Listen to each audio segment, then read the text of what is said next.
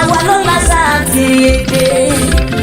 Ìgbéde lárugẹ nílẹ̀ Oòduà o, àwa gangan ni bàbá. Koikimedia, Koikimedia, Koikimedia.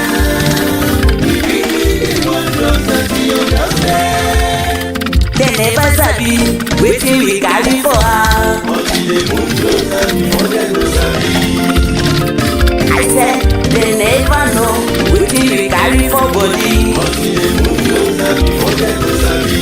Ọ̀kìn lọ lọ́jà ẹyẹ ìléwú ló lájú. Ká ṣiṣẹ́ fún ilẹ̀ bàbá wa, ká ṣiṣẹ́ fún ìlú bàbá wa, ká jùmọ̀ sowọ́pọ̀ ká lè fojú àga. Ọmọ Odùduwà ṣe kiri, ẹ dìde fún ẹ̀tọ́ adúláwọ̀, ká lè jọ jùmọ̀ gbé ilẹ̀ ilé rí, káwa lè gba ògo ilẹ̀ wa, ká ṣiṣẹ́ ká lè jọ gbàdé, ká lè gbàdé adé adúláwọ̀, àwa ni mọ̀lẹ́ tí ó tàn káàkiri. Koikimedia, àwa là ń gbé tó lárugẹ.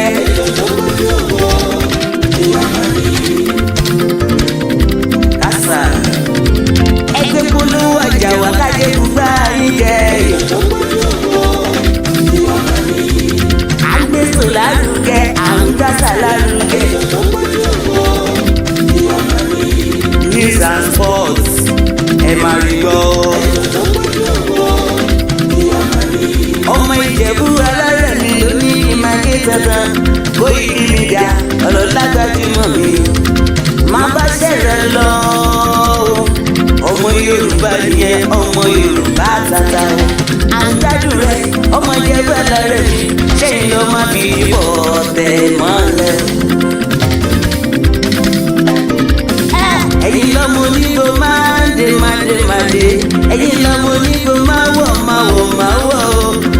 Igbó máa wọ̀ sájòjì ò gbọ́dọ̀ wọ, àjòjì tó bá wọ bẹ̀ á tẹ̀lé ní bọ́ra. Ẹ̀yin lọ máa náwó kóyìnbó tó dé, ìgbà tó yìnbó dé o, owó náà dẹ́ tún pọ̀ sí o. Koikimedia sáwà ní bàbá. Koikimedia àwọn ní bàbá. Àdáńsọ àtúnpèrè.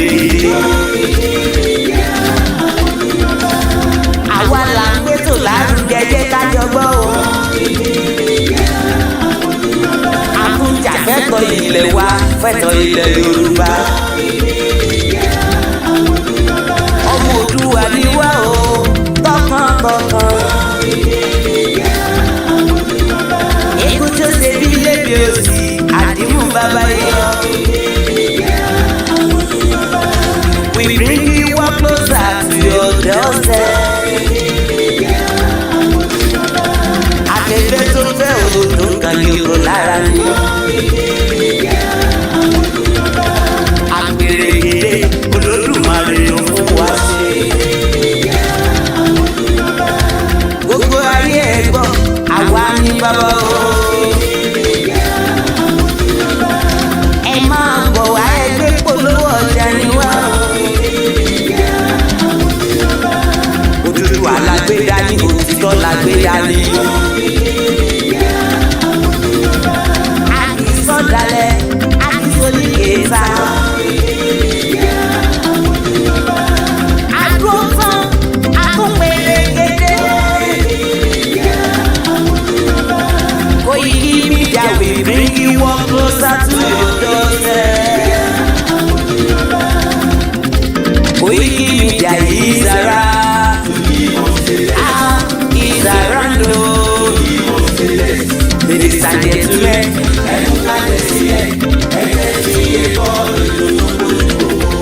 ladies and gentlemen,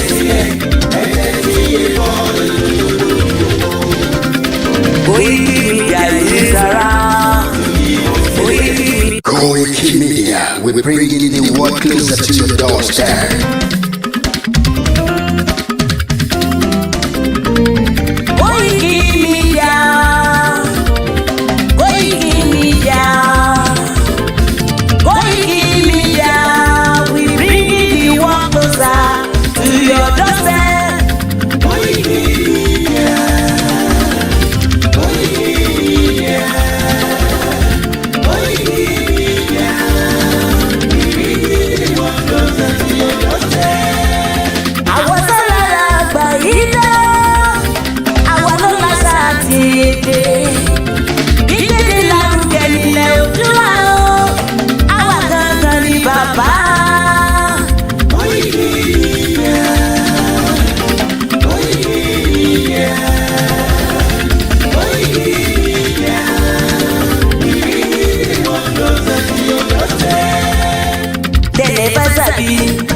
we carry for her. I said they never know wetin we carry for body. Ọ̀kìn lọ lọ́jà ẹyẹ ìléhùn ló lájú. Ká ṣiṣẹ́ fún ilẹ̀ bàbá wa, ká ṣiṣẹ́ fún ìlú bàbá wa, ká jùmọ̀ sowọ́pọ̀ ká lè gbódúdú àga. Ọmọ Odùduwà ṣe kiri, ẹ dìde fún ẹ̀tọ́ adúláwọ̀, ká lè jọ jùmọ̀ gbé délẹ̀ ilé rí, káwá lè gba ògo ilẹ̀ wa, ká ṣiṣẹ́ ká lè jọ gbàdé, ká lè gbàdé adé adúláwọ̀, àwa ni mọ̀lẹ́ tí ó tàn káàkiri. KOKIMEDIA àwa là ń gbé tó lárugẹ.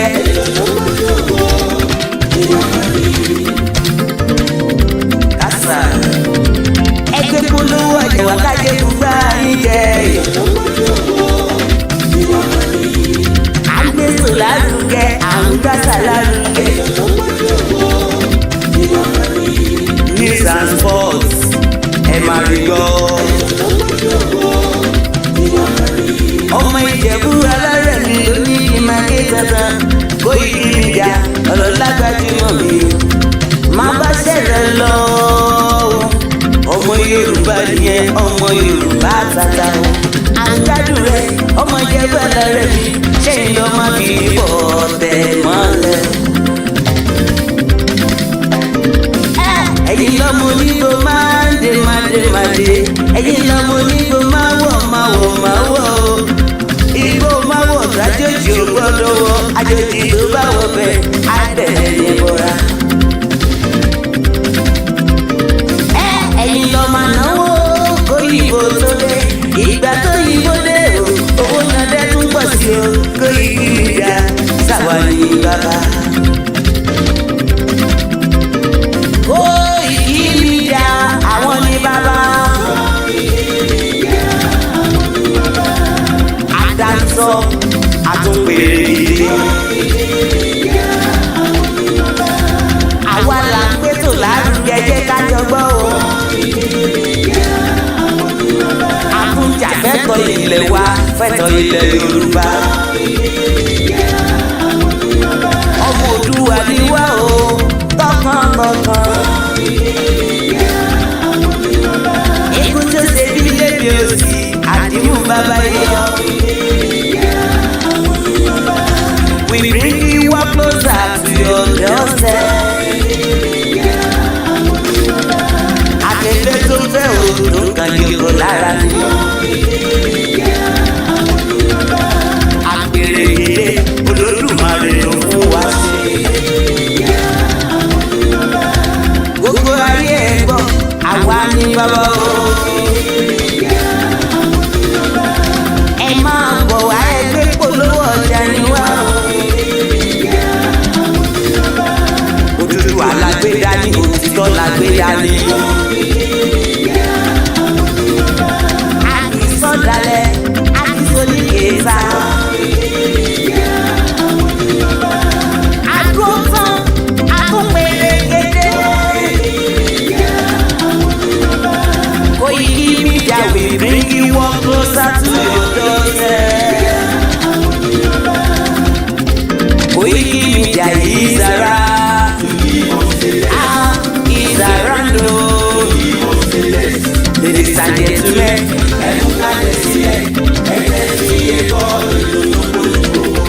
ladies and gentlemen,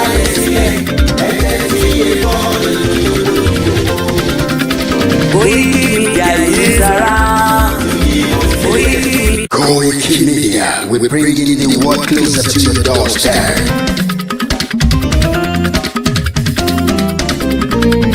KOKIMEDIA, KOKIMEDIA, KOKIMEDIA, we bring the world closer to your doorstep. KOKIMEDIA, KOKIMEDIA, KOKIMEDIA.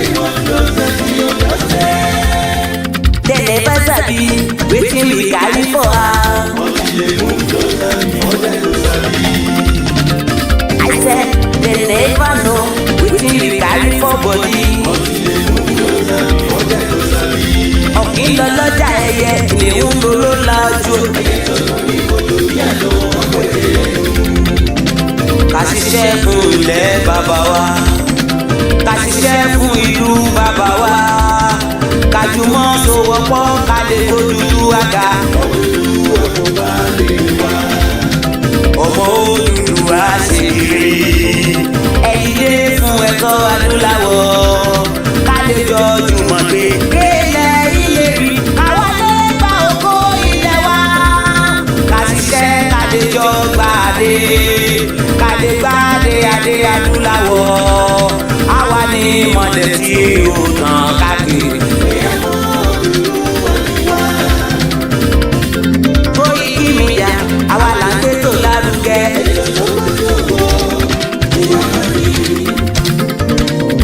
Kásá ẹgbẹ́ polówó ọjà wà kájé gbúgbà níjẹ. À ń gbétò lárugẹ, à ń gbàsà lárugẹ. News and sports ẹ máa rí gbọ́. Ọmọ Ìjẹ̀bú alárẹ̀ mi ló ní kí n máa ké dandan. Koikimedia ọlọ́lágbájúmọ̀ mi o máa bá ṣẹ̀rẹ̀ lọ. Ọmọ Yorùbá nìyẹn, ọmọ Yorùbá tata o. Àgbàdo rẹ ọmọ Ìjẹ̀bú alárẹ̀ mi ṣé ń lọ máa fi bọ̀ tẹ̀ mọ́lẹ̀. Ẹ̀yin lọ́mọ onígbò máa ń dé máa dé. Ẹ̀yin lọ́mọ onígbò máa wọ̀ o. Ìgbò máa wọ̀ sájòjì ò gbọ́dọ̀ wọ. Àjòjì tó bá wọ bẹ̀ á bẹ̀rẹ̀ ní bọ́ra. Ẹ̀yin lọ máa náwó kóyìnbó tó dé. Ìgbà tó yìnbó dé o, owó náà dẹ́ tún pọ̀ sí o. Koikimedia sáwà ní bàbá. Koikimedia àwọn ní bàbá. Àdáńsọ àtúnpèrè dìde. Àwa là ń gbétò lárugẹ jẹ́ ká jọ gbọ́ o. Àtúnjà fẹ́tọ̀ ilẹ̀ wa fẹ́tọ̀ ilẹ̀ Yorùbá. Ọmọ Oòduà ni wá o tọkàntọkàn. Ikú tó ṣe bí lébi òsì àdìmú bàbá yíyọ.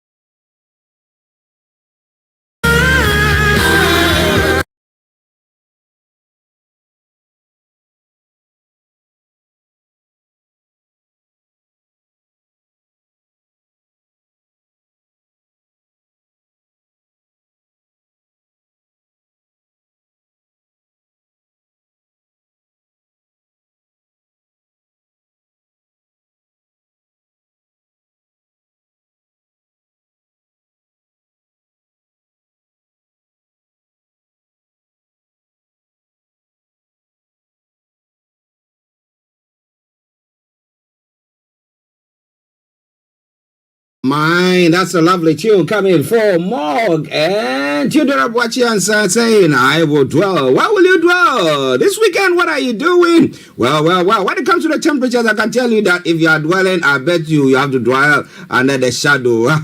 Yes, not under the sun directly. But hey, we are here to help you dwell wherever you are with every information that you need. And at this juncture, it is my singular honor to invite the one and only, the White Lion himself, Mr. FOLAYEMI in our North London studios, where he is dwelling this morning to bring you the presentation. Yomi, good morning.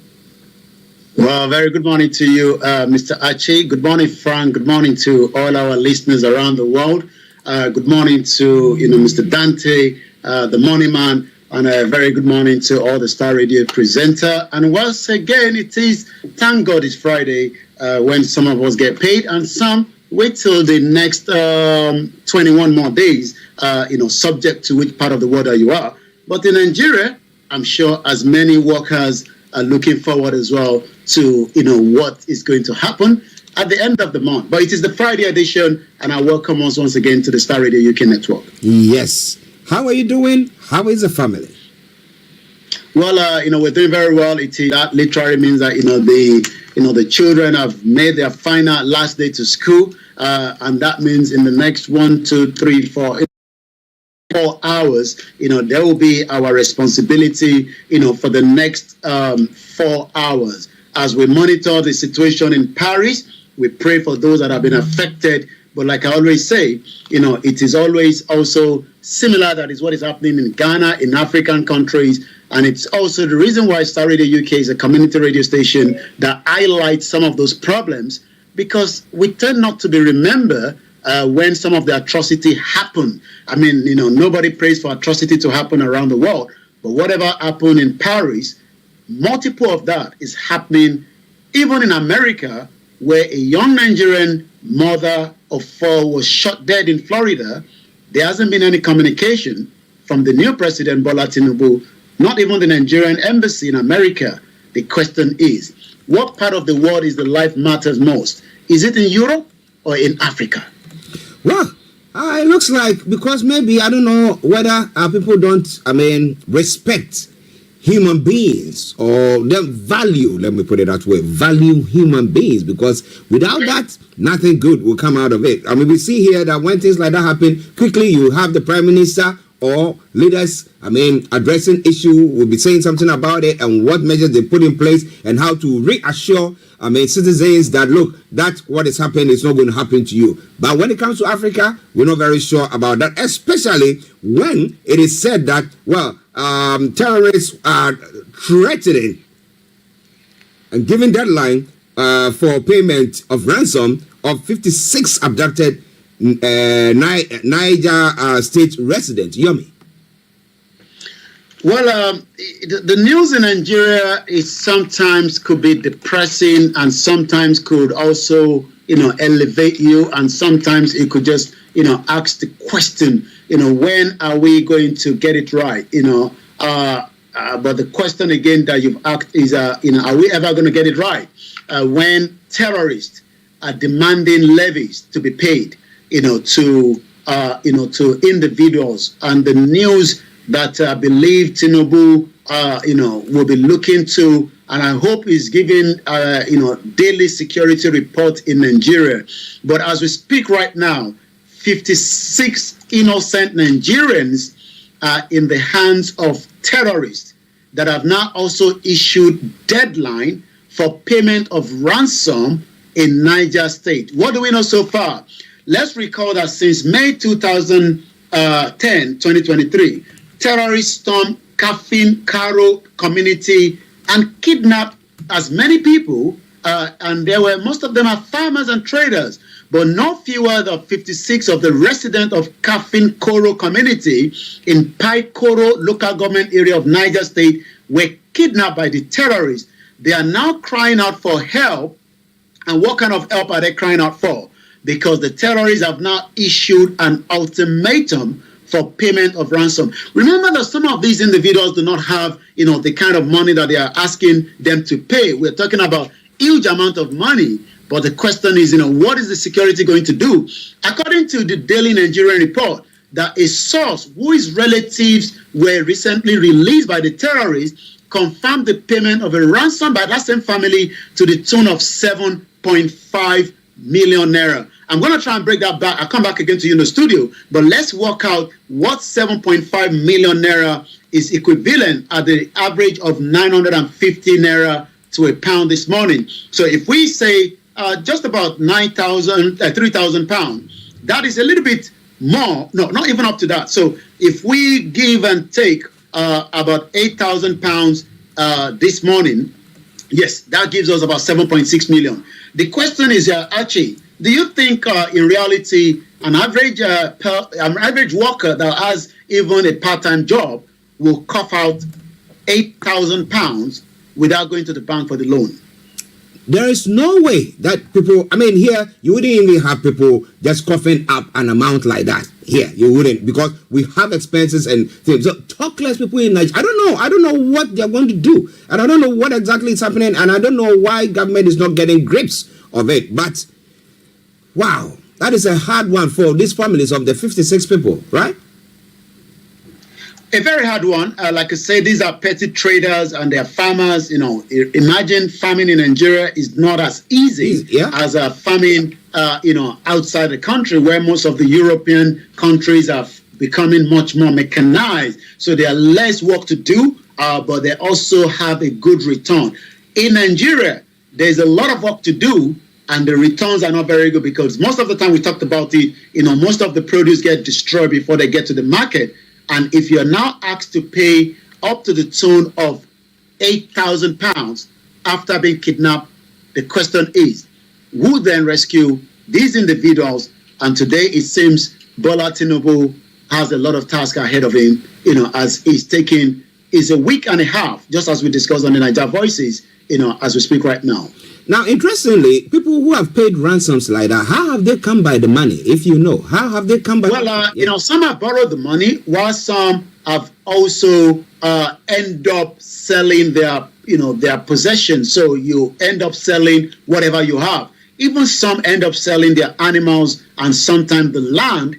And even I remember a particular one in Ogun State.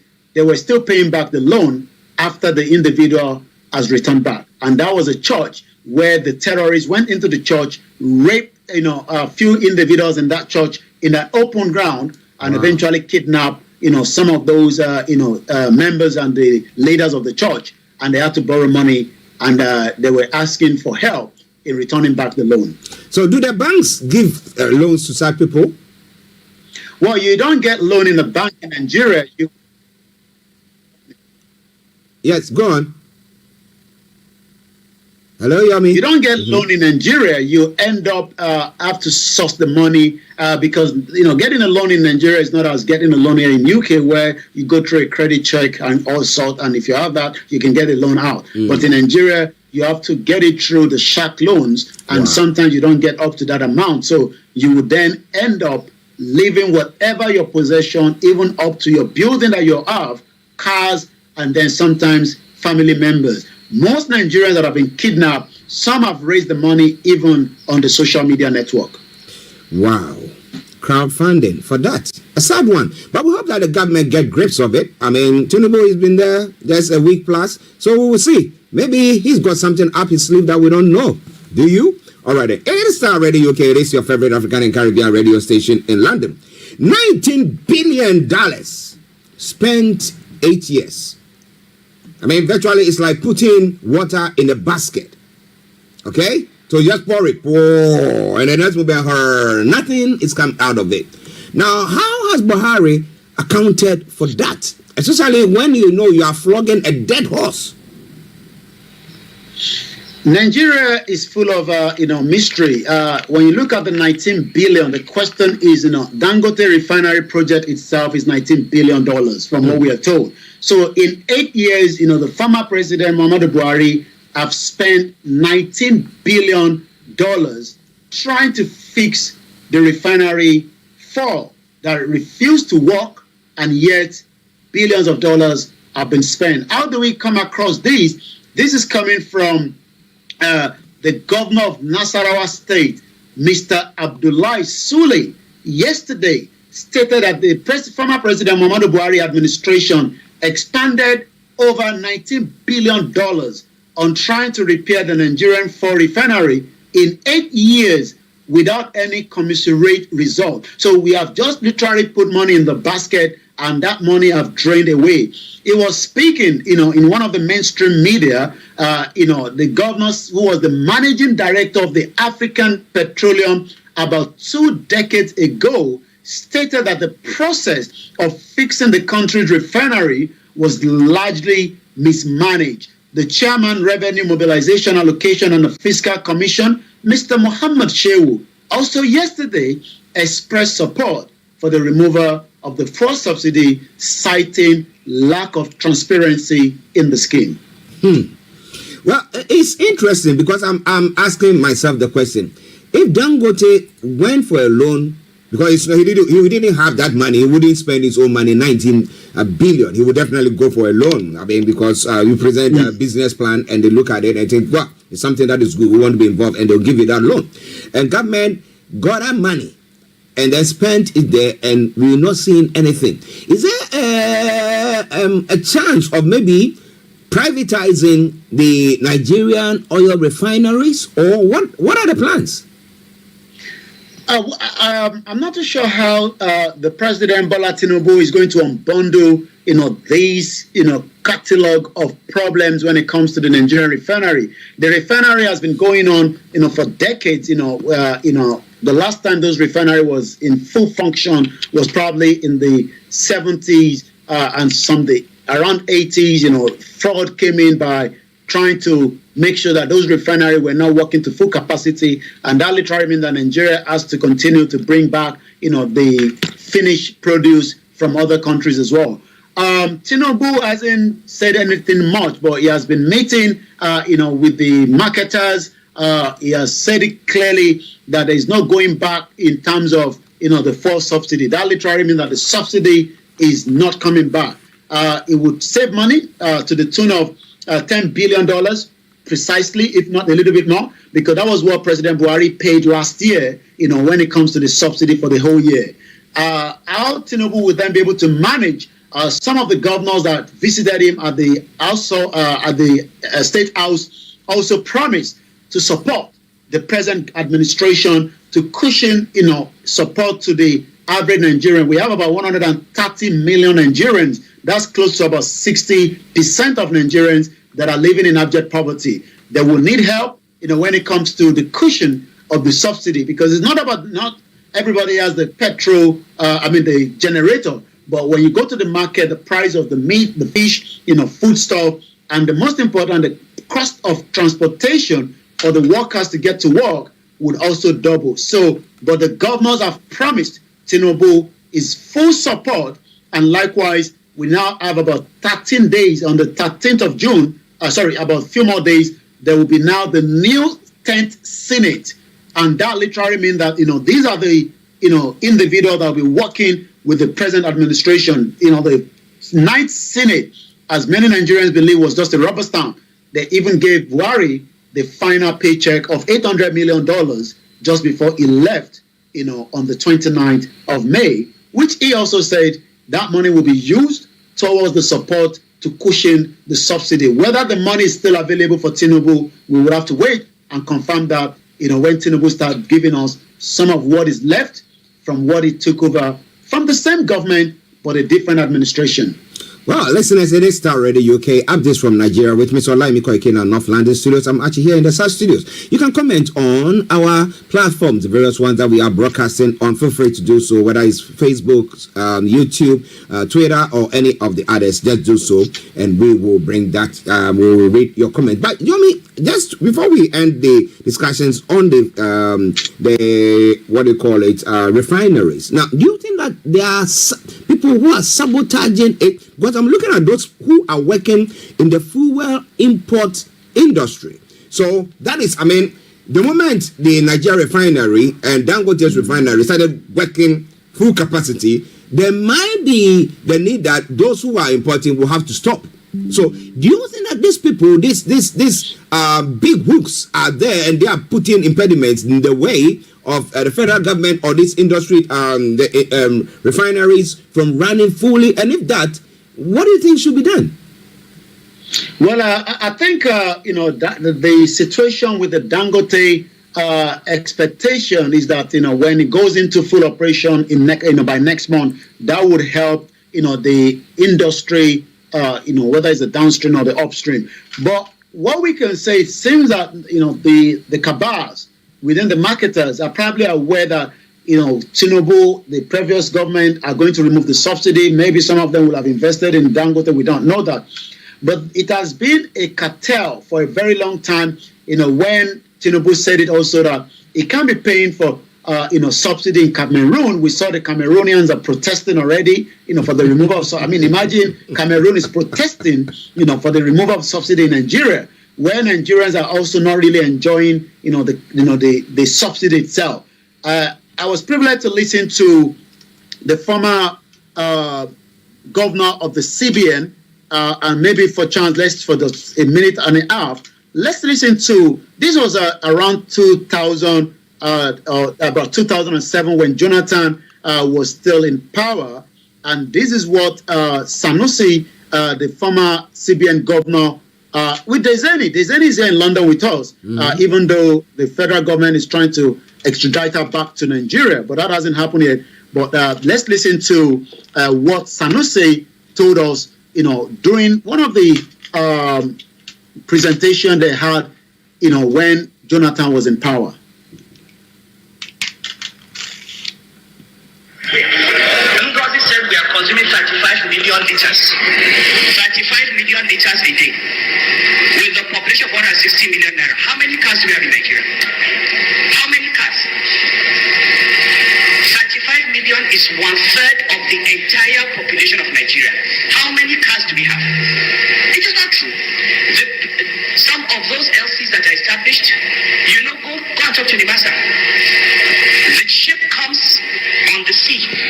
Vessels go, offload from the sea, take the petrol to Cameroon and to Benin. Meanwhile, somebody at the port takes a piece of paper. You will see a list of bills of lading saying that 15 vessels landed in Lagos on the same day. 15. Look at the dates. You will see 15 vessels. I have seen it. 15 vessels landing on the same day. Somebody will tick that he actually saw them. Those are the documents that are presented. And why would it not happen? You have created an opportunity for rent seeking.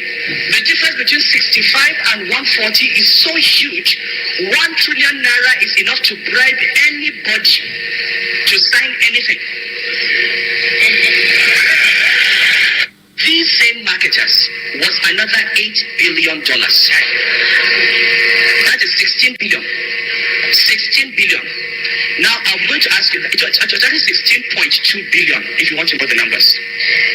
Now do you know what? The total amount, at least from my records, the total amount of money that the government earned that came to us in the Federation Reserves from the entire oil sector in the same period was 200,000 less than that. So you can see that the subsidy is just the biggest fraud that has happened in the history of mankind. How Tinubu, the president, is going to manage, these now is what Nigerians and the governors that have said he has their full support, whether they are from the PDP or the other political party. So the journey of the removal of the subsidy have just started in Nigeria. Well, listeners, it's quite an interesting one. What do you think about the fuel subsidy? Of course, I wouldn't want Nigerians to be suffering or paying through their noses for neighboring countries. Okay? Let Cameroon do this, let Benin do this, let Togo do this, let Ghana do this as well, because Ghana too, they were paying subsidies there as well, though they are also drilling fuel, crude oil, yet we also go out. It's the same story, like Ghana and Nigeria, big brother and their younger brother, and they are just doing the same thing. But it's a sad one from there, but well, let's see what happens. Okay, let's move on, because as they say, it's a special program for today. The National Assembly leadership, Tinubu's meetings of lawmakers, fails to resolve the zoning crisis. We're thinking that, okay, the president comes from the southwest, the vice president comes from the north, so maybe the House of Representatives leader should come from, or the National Assembly leader should come from maybe the southeast, and then it gives it, balances it up nicely. But what is the zoning? How did it all go? What is happening there, Yomi? There have been closure of meeting, and that is the Senate House there in Abuja with the President Bola Ahmed Tinubu. 5 days to inauguration. We know politics and politicians, even by end of tonight, they could end up, squaring it out and decide. But we just have to continue to speculate. Even as much as it's 5 days, I'm sure the politicians will still end up with one person. There are two of them that are vying for that position. But 5 days to inauguration of the 10th National Assembly, President Bola Tinubu's meeting with the lawmakers failed to resolve the crisis over the All Progressive Congress zoning arrangement. According to the APC National Working Committee, they had a micro zone. The Senate president, the deputy Senate president, sit to Senator Godwill Akpabio from the South, and Senator Jibrin Baru from the Northwest, respectively. But other aspirants like Senator Abdulaziz Yari from Zamfara West, Osita Izunaso Imo West, Ojikadu from Abia North, have all insisted that they will not step down for the party consensus. But we know that by saying that, they're just trying to increase their juicy from the Bola Tinubu's government, because we know how that is going to end up. They were just trying to negotiate the best package, and they'll probably, in 5 days, we will get a Senate president, and we will have the House and the State Senate that will then continue operation. But for now, 3 individuals, Godwill Akpabio from the South, Senator Jibrin Barua from the Northwest, and likewise Senator Abdulaziz Yari from the Zamfara West, Osita Imo West. So 3 people are still not backing down, but we will wait to see what will be the end of that. Well, 13 days on.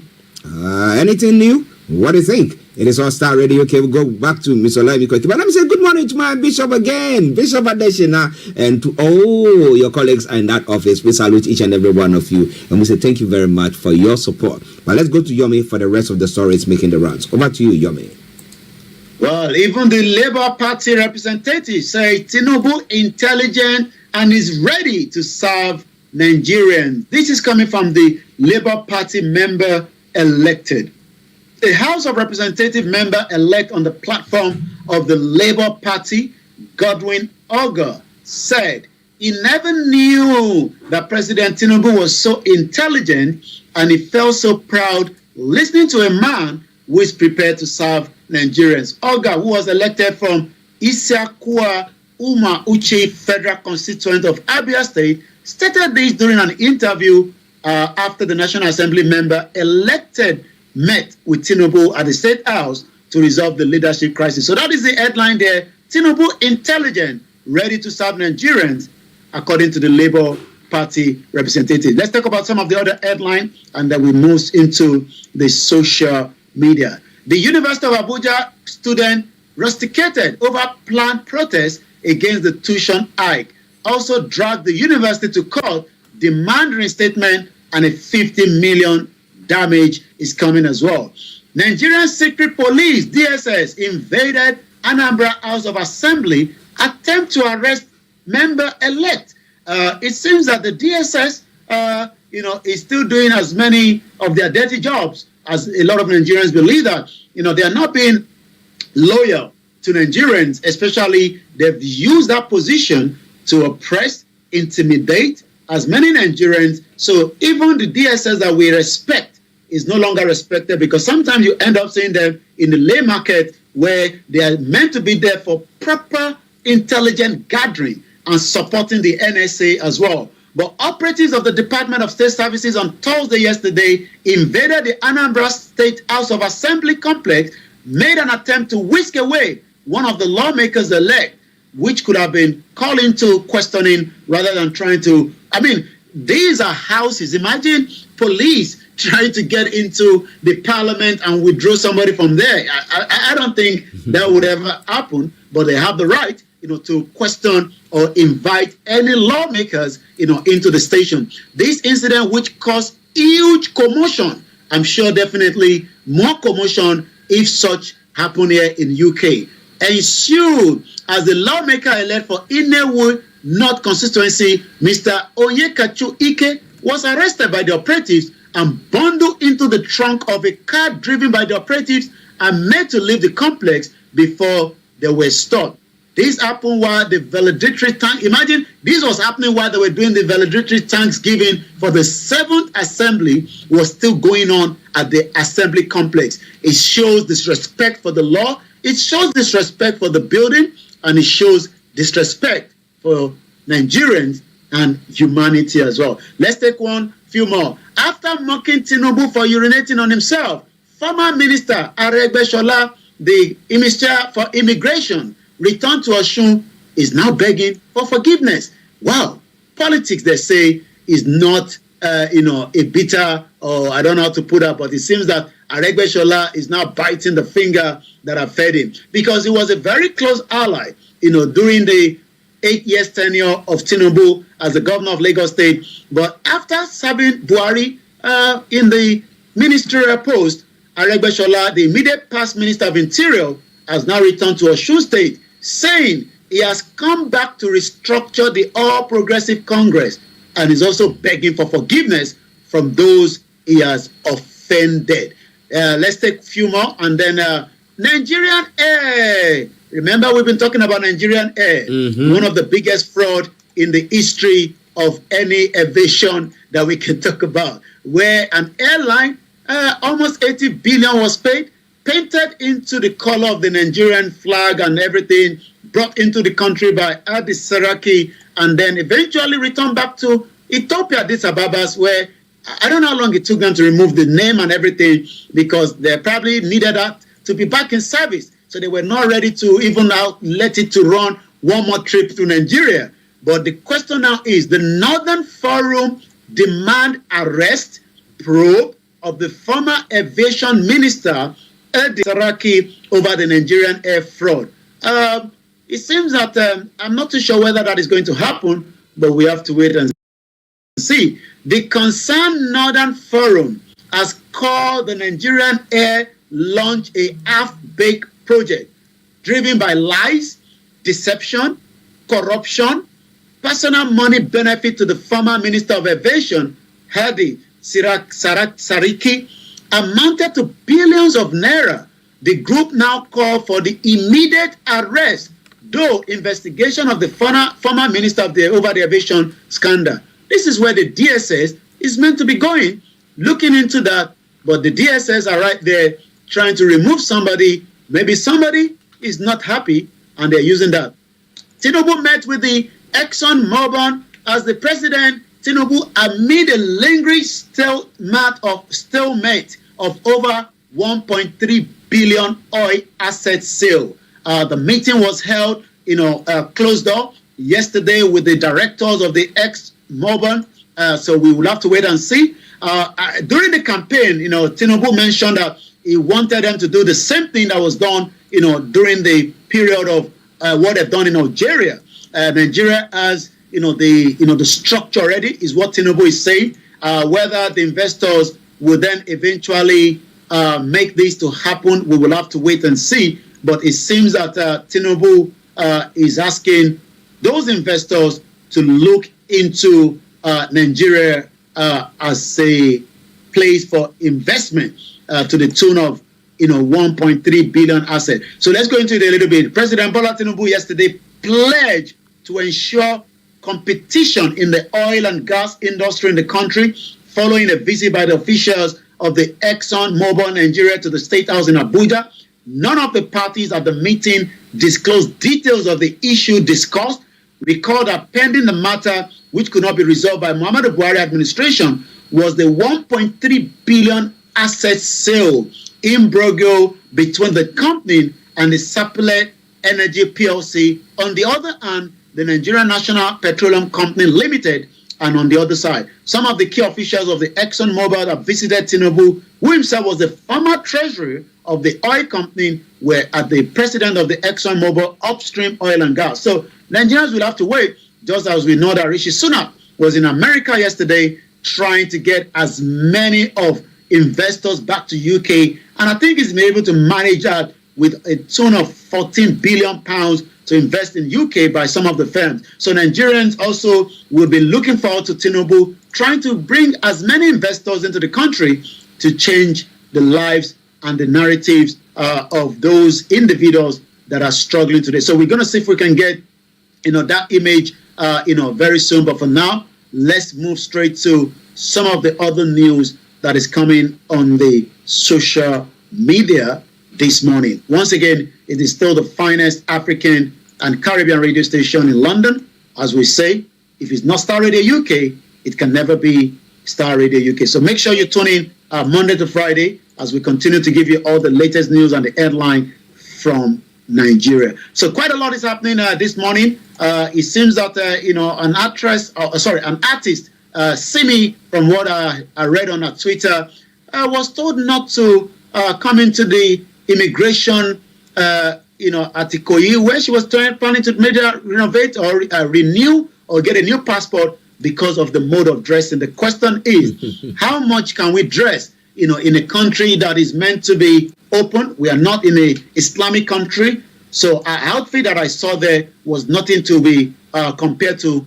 the outfit that a normal Nigerian should put on. But it seems that those in the immigration offices refused to allow her to get into the building, so she was told to dress a little bit. So she ended up putting a scarf around her outfit. These are the questions that those that are agitating are saying, that why is it one law for one and another law for other? And right there is President Tinubu and the directors of the Exxon Mobil that appear in the Aso Rock yesterday. So let's go straight and see what other news is trending this morning in the Nigerian news network. The Labour Party is trending. Tinubu is trending.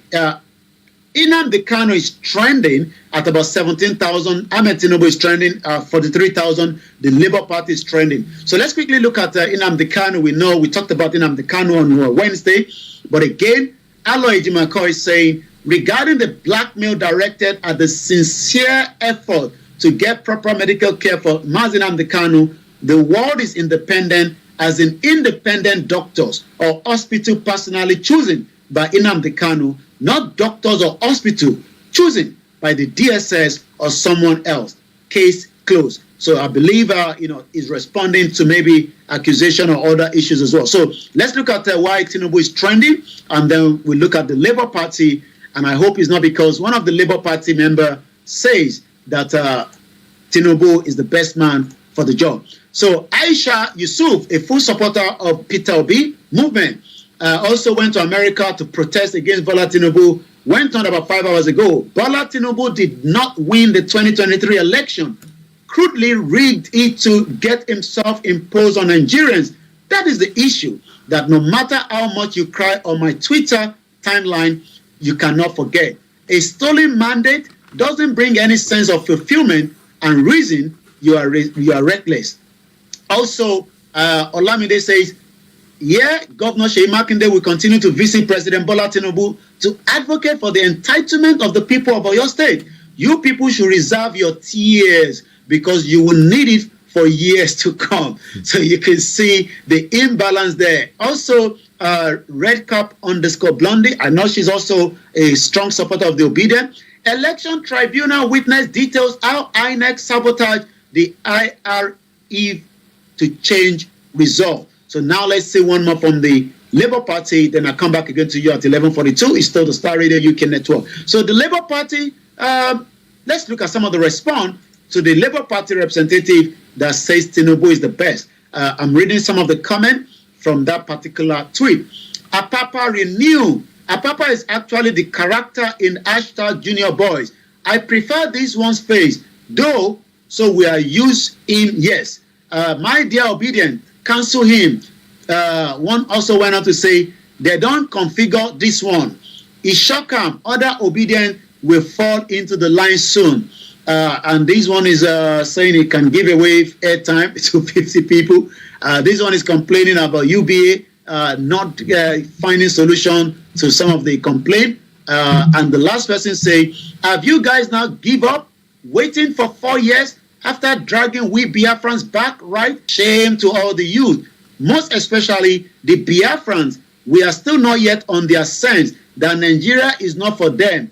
Just keep fouling yourself while we get you Biafra. So that shows the response to the Labour Party candidate that went on to say, Tinubu intelligent, ready to serve Nigerians. And it seems that some of the Biafra are saying they've been used by Peter Obi, that diverted the heart and minds of the Biafrans from the reality that Nigeria is not working, as the Yoruba nation agitators continue with continuity of awareness while we are waiting to see how soon the president will reply to the letter that was sent on the 30th of May, a day after his inauguration by the leader of the Yoruba self-determination struggle, Professor Adebanji Akintoye. This is Star Radio UK, and I'll now come back again to you in the studio, Mr. Archie, as we start to bring the program on the program that will then take us to the weekend. But for now, it is still the Star Radio UK network. Yes, that has been Mr. OLAMILEKAN keep bringing you updates. But let me read a few comments that have come through. Leah Jai says, good morning, White Lion.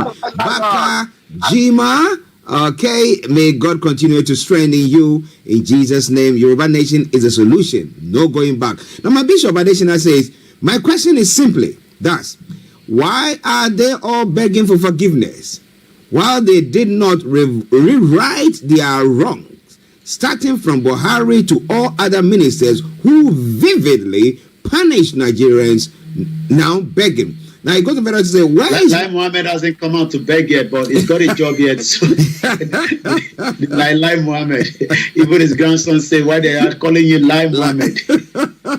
Well, he's going. Whoever has employed him is going to make sure that he's able to lie for them. So I mean, we know it. Now Bishop goes on to say, where is Nigerian law and law enforcement agents? Are they above all the law? God help people in that. Okay, I wouldn't say that. It's an asshole country. All right, then. And then it goes on to say, I may be in Nigeria, but I am not a Nigerian, and my economy is not of Nigeria. Yoruba Nation is active and effective. We will keep growing to our limelight. No going back. And that has been most of the stance of our people on this platform. And I say thank you very, very much. But a quick one from there. That Adi Saraki, which party does it belong to? And where does he hail from? Is it from the north or from the south? From the north. He's member of the APC, because if he was working as a Minister of Aviation, he's a member of APC. And yes, he's from the north. Oh my. Okay, I rest my case. I won't talk about that now. We'll talk about it later. Okay, listeners, before Mr. OLAMILEKAN goes, Yomi. Well, the weekend start right from here. Thank you so much, Aziz, Mutiu, Mr. Kunle, Suraju, Idotini, Dupe Gbewa, Chuk says, thank you so much for everyone. I'll be going out, but make sure that you stay tuned with Archie for the rest of the program. It is still the weekend where we take you through all the news and everything on the Star Radio UK. But for now, I'll be back again on Monday, where we will continue our conversation on Nigeria. May Nigeria not happen to any one of us as we leave you for the weekend. Bye for now. Bye, Yomi. And thank you very much for that wonderful update. Thanks so much. Sorry for the audio for those of you that were complaining about the audio earlier. I'm not too sure why. We have done the first hour on the Star Radio UK network, and we will now switch to our own network here back in the studio. Shout out to everyone that have joined us. As I always say, our future is no longer in that contraction. Nigeria is a contraction. It does not matter how much they present it to you. Nigeria is bound not to work. Our unity is not there. It's all lies. We've been told lies for a very, very long time, by Lai Mohammed and the rest of them. But as I'm getting you ready for the afternoon program, let me first prepare where we should start. We were listening to Shewa Musa Lemko. Maybe we should listen to a little bit more from him as I prepare myself into the program. We were listening to this earlier. Let's complete that part. I'm going to take you guys off for the time being on the camera, on the Instagram, and so that we can move things around. But the camera will come back. But for now, let's listen to Shewa Musa.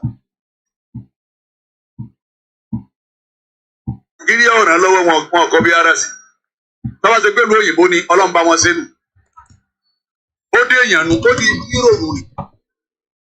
Ẹlẹ́dẹ̀ Nàìjíríà wọn gbàgbọ́ pa lè ṣe rere. Àmọ́ ṣáájú wa wọn gbàgbọ́ wọn Nàìjíríà lè ṣe rere. Àtìlẹ́yìn tó ṣe mọ́tò ọwọ́ agbèrè láti Èkó ó sì gbèrè d'Àbújá fúnra ẹ̀ ló ṣe. Ó rì láti Èkó ó sì gbé dé Àbújá àgbọ̀n kankan mọ́ lónìí. Àmọ́ ẹ lè jí owó Nàìjíríà kú. Ẹ lè palẹ̀ mọ́ owó Nàìjíríà. Tẹ́ ẹ bá ní gbèsè tá a jẹ nísìnyí tí Nàìjíríà jẹ. ẹ máa ka pépà ẹ gbọ́ iye owó tí Nàìjíríà jẹ ọlọ́jà bọ́ bẹ̀rẹ̀ àwọn sì ń jẹ́ nítorí tiwọn ni wọ́n ń palẹ̀ mẹ́rin wọ́n lọ kó sí ìlú òyìnbó àwọn àrọ́mọdọ́mọ wa kí lè wá fẹ́ tí kò máa bá gbèsè bọ̀ ni Ọlọ́run ò ní gbà fún yín. Ya Rabbi ala Nigeria shudda fakirahuma walifakiru yahdisu bayna nasi shana'ana. Ìmáàmù wa ní walifakiru yahdisu bayna nasi shana'ana. ẹ wo sí ti fún ọmọ Nàìjíríà dàrú ni ẹlòmíì wú agbára dáadáa ládùúgbò wọn ọwọ́ agbára fún ìmọ̀lẹ́ lọ nínú afẹ́ níbẹ̀ wọ́n kó sọ̀rọ̀ ajáde ilé ọwọ́ àlọ́ bí wọn ò tí mọ́ ọwọ́ ọbaara kọ́dà ẹlòmíì tún sọ fún wọn pé ẹ má ṣe bí àgbọn fẹ́ fowó yín mú kó mo ní wọ́n ẹgbẹ́ láìsí lẹ́bàá nílé ẹ̀bùn mi lágbóró kan abágbóró méjì àwọn ọmọ mi bẹ níbi mẹ́fà dáìlà wọ́n wá dájọ́ fún ọwọ́ àwálé gbogbo oúnjẹ kalẹ̀ wọ́n ń jẹun ẹ wò kan lórílẹ̀‐èdè Nàìjíríà. Ẹ̀gbọ́n kan tí bàbá yìí sọ ṣé irọ́ ni bàbá wa Sheikh Musa ọmọ Buhari ṣé irọ́ ni bàbá yìí pa níbí báyìí àbóòtọ́ ló ń sọ. The Nigeria of today have destroyed àti wá di oníbàárà àwa ọmọ Yorùbá. Ṣé tẹ́lẹ̀ la máa ń ní àwọn Fúlàní àwọn Haúsá àwọn ní oníbàárà gbogbo wa pátá ti wá di oníbàárà because of the fraud. Àwọn arábí ìdè ń jẹ wọ́n ń jẹ mùlá wọ́n wà òkè wọ́n ń gbádùn àwa wá wà níbi tí ìyà ń jẹ àwọn èèyàn wa. Ṣé tí bàbá yìí ń sọ tá à ń gbọ́ ní bíbá yìí nísìn bẹ́ẹ̀ kan mo kí gbogbo àwọn fámìlì mi ẹ̀kọ́ àdúró tì it's not easy because tí fámìlì èèyàn bá dúró tì yàn Ọlọ́run ti dúró tì yàn náà nìyẹn. Ẹ gbọ́ mi dáadáa ẹ gbọ́n tí bàbá yìí ń sọ ṣé ń parọ́ mọ́ Nàìjíríà ni. A ní Nàìjíríà ò kì í ṣe country is holding our life. Mo kí gbogbo ilé nǹkan sí ó hold the life wa kò jẹ́ kí life yẹn kó fẹ́ ní mímí kankan because púpọ̀ nínú ilẹ̀ wa educated ẹlòmíì wà educated ìjọ àwọn tó wà lábroad lọ and I'm not joking. Púpọ̀ nínú ìtẹ̀ wà nílé ẹ̀yin lẹ́kàn rò pé àwa kan wà educated níta ẹ̀yin tẹ̀ wà nílé ẹ wà educated jù wá lọ but problem tá à ní ni pé ìlú kan tó ń pè ní Nàìjíríà yẹn ó di wa bàbá mi Andrew Ogunjimi ní bitter truth and I'm going to open the phone line ẹ jẹ́ ká engage ẹni tó bá fẹ́ béèrè nọ́mbà òun náà ní +44 74 04405917. Nigeria is a crime scene. Completely crime scene. Mo kí bàbá wa Bóyè Máyùngbé. Mo kí bàbá wa Kúnlé Ṣítà. Azeez mo kí ẹ. Ṣé rí àwa tá a ní ká kúrò ní Nàìjíríà yẹn? Ó mú wá pé ká wà ní Nàìjíríà gbà kan. I am not joking. Tẹ̀bí yẹn ni gbogbo ẹ̀ ṣe ń sáré fún Nàìjíríà. Àìrètàn sá ni pé à ń rẹpísẹ́ǹtì logo Nàìjíríà níta but Nàìjíríà gangan ò rẹpísẹ́ǹtì wa. Ẹ wo sísítà wa tí mo ní ó kú ní Florida yẹn. Kọ́nà ọ̀bẹ Elédùmarè kó bá wa yọ gbogbo ẹ̀ṣẹ̀ tí sísítà yẹn dá tí òyìnbó kan yìnbọn fún pa l'Amẹ́ríkà. Ṣé mọ̀ pé Nàìjíríà gọ́ọ̀mẹ̀ntì ẹ̀ ṣe bíi pé àwọn ti gbọ́ pé ẹnìkan kú l'Amẹ́ríkà? Àbí ṣé bíbí yẹn ṣé kò kí ń ṣe Nàìjíríà ni àbí ẹ̀mí mo kàn á sí pé Nàìjíríà ni èèyàn wa. Ṣé Nàìjíríà ẹ má bínú mo fẹ́ make sure pé laptop tá à ń lò gbà tó lẹ́yìn pé Nàìjíríà mo wà iná gbọ́dọ̀ fún ọmọ lójú. Ẹ pè wọlé ẹja gbọ́ views yìí ẹ fi sínú comment section. Ọ̀rọ̀ Tinubu kọ́ lélẹ̀ kò ń ṣe Tinubu kò ní eléègùn ọ̀dẹ́ nígbà kan ṣe pẹ̀lú Tinubu. Ọ̀rọ̀ Nàìjíríà là ń sọ nísìn. Mélòó ni Tinubu fẹ́ ṣe ń bẹ̀? Ọ̀rọ̀ Nàìjíríà mo kí bàbá wa Kọ́lé ṣé Kọ́lé dowó ni tọ̀dọ̀ tí àwọn Yorùbá wọ́n ti ṣe oríṣiríṣi Kọ́lé dowó bímọ mẹ́jọ Oyinbo yìí jẹ gbogbo ẹ̀ oríṣiríṣi Yorùbá fíìmù láti wò. Èèyàn yan mi ó rà pé ẹ̀gbọ́n kan tí mo sọ follow mi láàárọ̀ àbí ọ̀sán ṣẹ̀fẹ̀ pọ́n ni mo kí àtó bí mi lọ́nu mo kí gbogbo àwọn Muslim Christian what God cannot do àbí wàá lọ máa ń sọ does not exist. Ọlọ́run ọba lélẹ́dùmarè àjọkẹ́ ayé àṣàkẹ́ ọ̀run bó ṣe wù ló ń ṣọlẹ̀ á gbé ọlá yẹn á gbé gbìgbìgbìgbì á lọ jù síbòmíì. Ọlá tí gbogbo wa rò pé a rí nínú Nàìjíríà a rí ọlá yẹn mọ́. Ọlá yẹn ti wà wọ́n ti gbà kúrò lọ́wọ́ wa. Mo kí ìyá mi dúpẹ́ ẹ ṣé gan ni mọ́mì. Mo máa kí gbogbo ẹ̀yin girama ẹ má bínú máa padà sórí screen nísìnyí. Mad people all over the place. Àwa wà níta èèyàn ní qualification tó yẹ kó fi máa ṣe so much nílé àárín kankan fi ṣe ayé wa wà backwards. We are living in ṣé mo pàrọ̀ kan we are literally living in isolation níta. I don't think some of you knows that. Ẹ kàn fi pé abroad ìta wà. Some of us are living in isolation. Ẹ máa pe kọ́ọ̀lù tí ń wọlé ẹ pé wọlé ẹ̀yin máa bẹ̀rù Yorùbá lẹ máa sọ ẹ má wọrí ẹ ní láti sọ òyìnbó tá a bá wà lórí Starr Radio ní òyìnbó ní kábàkàbà tá a máa ń sọ. Bishop Adesina regular ẹ bá gbóhùn sókè. Èmi ni ẹ sà àwọn àjọgbọ́ àjọ ń ṣe náà ẹni tó ra data náà ní ilé iṣẹ́ náà ló ń ṣe ṣé gan ni káàbọ̀ sà. Bẹ́ẹ̀ni, God bless you. Ọlọ́run ràn gbogbo wa lọ́wọ́ àdébìrì. Now tí a bá ṣe ń rò wípé a ní orílẹ̀-èdè nínú Nàìjíríà à ń tọ́ra wa. Bẹ́ẹ̀ ìyà now ìyà tí ó wà ńlẹ̀ fún àwọn Nàìjíríà tó wà ní diaspora ó ju ìyà táwọn tó wà lé jẹ lọ presently. Ìyà tó wà ńlẹ̀ fún àwọn ètò sá lọ sí diaspora because they are semi-slave. Tẹ́lẹ̀tẹ́lẹ̀ wọ́n wá kó wọn lẹ́rú bí ni nísìnyí officially ìwọ fúnra rẹ̀ ló ń sanwó lọ sínú oko ẹrú yẹn. Ẹ rí i pé arábìnrin tó pa ní Florida yẹn. Ẹ jẹ́ tẹ̀lé gbé picture wọn jáde ẹ máa sọ̀rọ̀ lọ́mú gbọ́. Tó bá jẹ́ pé ọmọ Amẹ́ríkà ni wọ́n pa níbí jìnnìjìnnì á ti bá ìjọba látòrọ̀.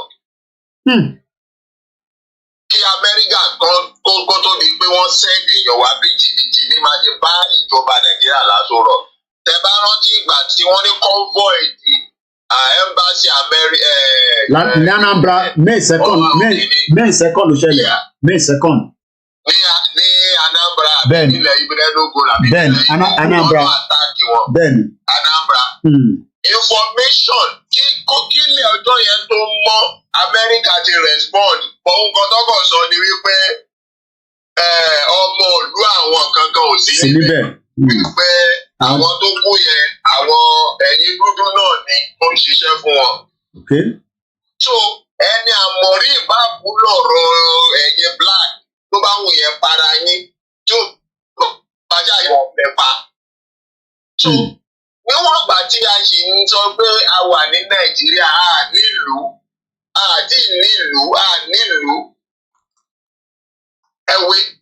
we have to determine to take our destiny in our hand, not apologetic to any government or anybody. Èmi ò ṣọmọ Nàìjíríà, mo ti sọ plainly, I am a Yoruba. And that is that. Títí nígbà tí ilẹ̀ Yorùbá bá ti lọ́pọlọ wípé wọ́n máa ṣe pásítọ̀tì wọn.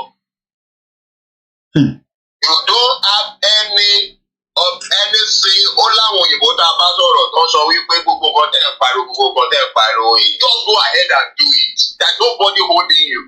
Just go ahead and do it. Nígbà tí country Sweden tó fẹ́ break away from Norway or something. Àwọn rí marginalization nǹkan tí Norway ṣe fún wọn. Pípé kan lọ sí ẹ́mbásì irú ìta pariwo yìí. Kọ́kọ́kọ́ máa dá àwọn aráàlú. Gbogbo population Sweden is 10.5 42 million ní population wọn àsàtàrọ̀ yìí. Ẹ mọ̀kàn táwọn Sweden yẹn ṣe, wọ́n sì wà nínú Norway owó ọtí ìdórílẹ̀-èdè, wọ́n lọ create embassy wọn ní gbogbo Europe. Wọ́n dẹ̀ fi logo and stamp kìíní wọn ni. Wọ́n lo passport Norway o, for document orí ẹ̀ Sweden ni. Àwọn Europe wá wò pé kí ló ṣẹlẹ̀? Ṣé Norway ti pín sí méjì ni? Ẹ̀yin ti bí báyìí stamp eléyìí, ẹ̀yin ti bí stamp eléyìí. Wọ́n sọ fún wọn wípé we are one but office ti wà lélẹ̀. Ní 2020, 1.96 million people ló visit Sweden fún tourist 2020. 1.9 million. Ní 2017, it was 7 million. Ó increased by so much number. Sorry, 7 here. It goes here. Right. Now, nígbà táwọn Europe wọ́n lọ bá wọn ṣe meeting ni, wọ́n lọ bá wọn ṣe meeting. Simple as ABC wípé àwọn arábì wọ́n ti lẹ́mbà títí wọn, wọ́n ní ẹ̀ ṣe báyìí fún ẹ̀ ṣe báyìí fún wọn. Please ẹ̀ resolve ẹ̀ kẹ́lẹ̀ jọ wà pọ̀. Àwọn ẹ̀dẹ̀ ṣe meeting pẹ̀lú ra wọn níbẹ̀ wípé ó yá ẹ̀dá ṣe meeting báyìí ní nǹkan tẹ̀ ṣe fún wa, báyìí ní nǹkan tẹ̀ ṣe fún wa pé kiri. Àwọn ẹni ẹ̀ka tó lè yí òun padà, ẹ lọ close àwọn embassy, ẹ lọ close ìlú. Àwọn ẹni láíláí exchange níbí náà. Kárí pé we are truly one, ká tó lè change ẹ̀. Wọ́n ní ẹ tó bàjẹ́ bẹ́ẹ̀ ẹ máa lọ. Wọ́n dẹ̀ ṣe lọ nìyẹn without any fight. Wọ́n kàn break a waste like that ni. So tábàlà fẹ́ gba ìlú and answer sẹ́yìn making some intrinsic steps and decisions. Ojú ní gbogbo nǹkan tá à ń ṣe náà. Àwọn kan ló gbójú síta yìí tó sọ̀rọ̀ day and night. Àwọn kan fojú pamọ́, wọ́n dẹ̀ ń claim pé àwọn olórí Yorùbá. Olórí àwọn òwò. Kò sẹ́ tó mọ̀ ni o. Tó o bá ti mọ̀ pọ́mọ Yorùbá ni ẹ wà jáde wà claim ẹ̀ pé àmì Yorùbá nation kìíní bí ìdẹ̀ ló wà dáàsì. O bá sàpamọ́ sínú YSCN, o bá sàpamọ́ sí kìíní kan, àmọ́ ẹ ọ̀tí tó bá jáde tó prophet. Bible sọ pé with heart man believe. With mouth confession is made unto salvation. Tó bá máa gbàgbọ́ nínú Jésù gangan ìwò láti jáde kó sọ lẹ́nu wípé mo gbàgbọ́ nínú Jésù. That is the rule of being a Christian. O láti boldly sọ ni kì í ṣe kẹ́ máa hide sábẹ́ ẹgbẹ́. So níwọ̀n gbà tẹ́ ẹ bá ṣì ra àtàbá ṣì ra àwọn tó ṣe ṣekúṣẹyẹ they are neither Nigerian nor Yorùbá nation. Ẹwọ́rú question tí bàbá wa tó ń bè lọ bàbá the other time bàbá Hussaini bí nǹkan tó ń bè lọ bàbá a lot of people were disappointed. How can you be asking bàbá? Immediately bàbá stop him and correct him immediately. And allow that bàbá very intelligent. Ó sọ̀rọ̀ sí direct. Ó ní tó bá ní ẹni tó ń sọ fún ẹ wípé nítorí pé Tinubu ti débẹ̀ wípé àti ìwé ìmọ̀ àwọn oníṣọ́ fún pé irọ́ ló pa. Ìmọ̀ akọ́ nìyẹn. Bàbá correct you immediately. So these are the people tó dẹ̀ ń dagbádá ń tẹ̀lé tó ń ṣe pé àwọn kiri. So aláti máa put àwọn èèyàn to test kọ́kọ́ máa openly kọ́kọ́ fẹ́ pé Yorùbá ni wọ́n kì í ṣe kọ́ máa sáṣá bẹ́ẹ̀ pé thank you very much. Ẹ ṣé gan ni ẹ má bínú fún the distortion of the audio mo mọ reason tó ṣe ń ṣe bẹ́ẹ̀ èmi náà ń gbọ́ tó ṣe ń dún the poor audio ẹ má bínú not sure why. So ẹ má bínú à ń manage gbogbo náà ni. Sweden ni à ń wò yìí ẹ jẹ́ ká gbọ́ díò Sweden ni.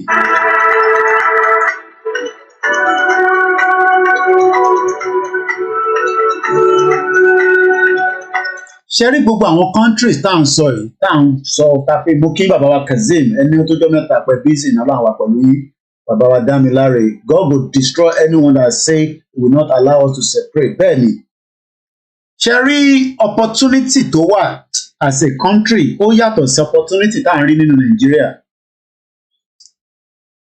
we are not given a full potential opportunity ṣébi tí wọ́n tẹ̀ fún yín ní access sí proper access sí the common basic things which is the communication.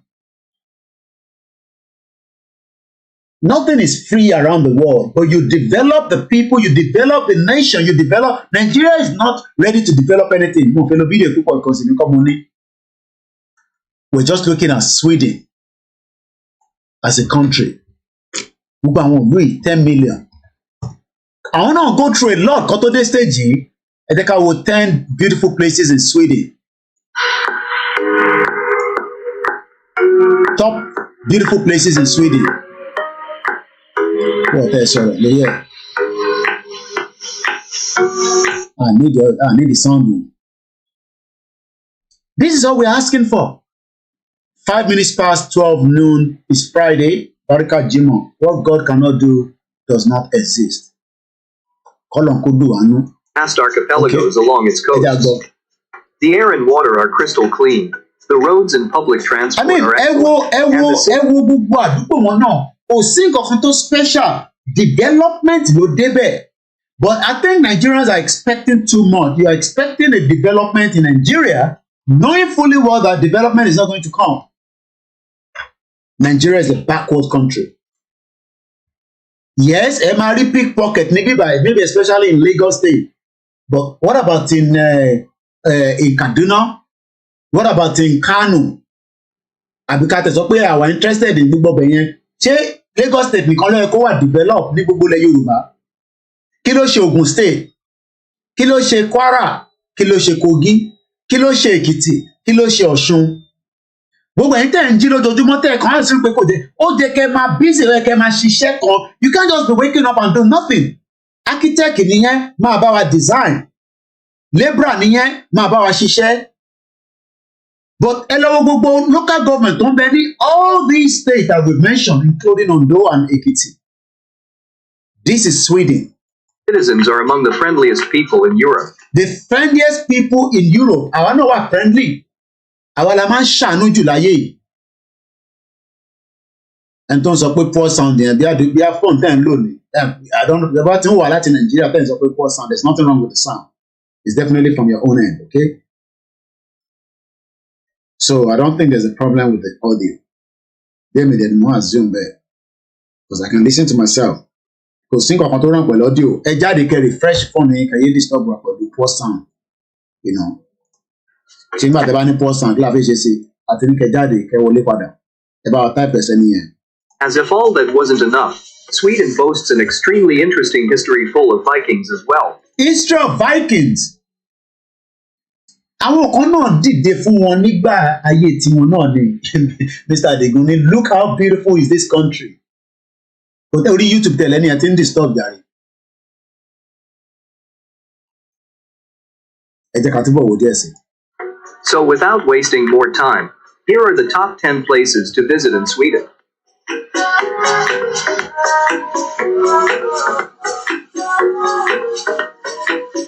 Number 10, Malmö.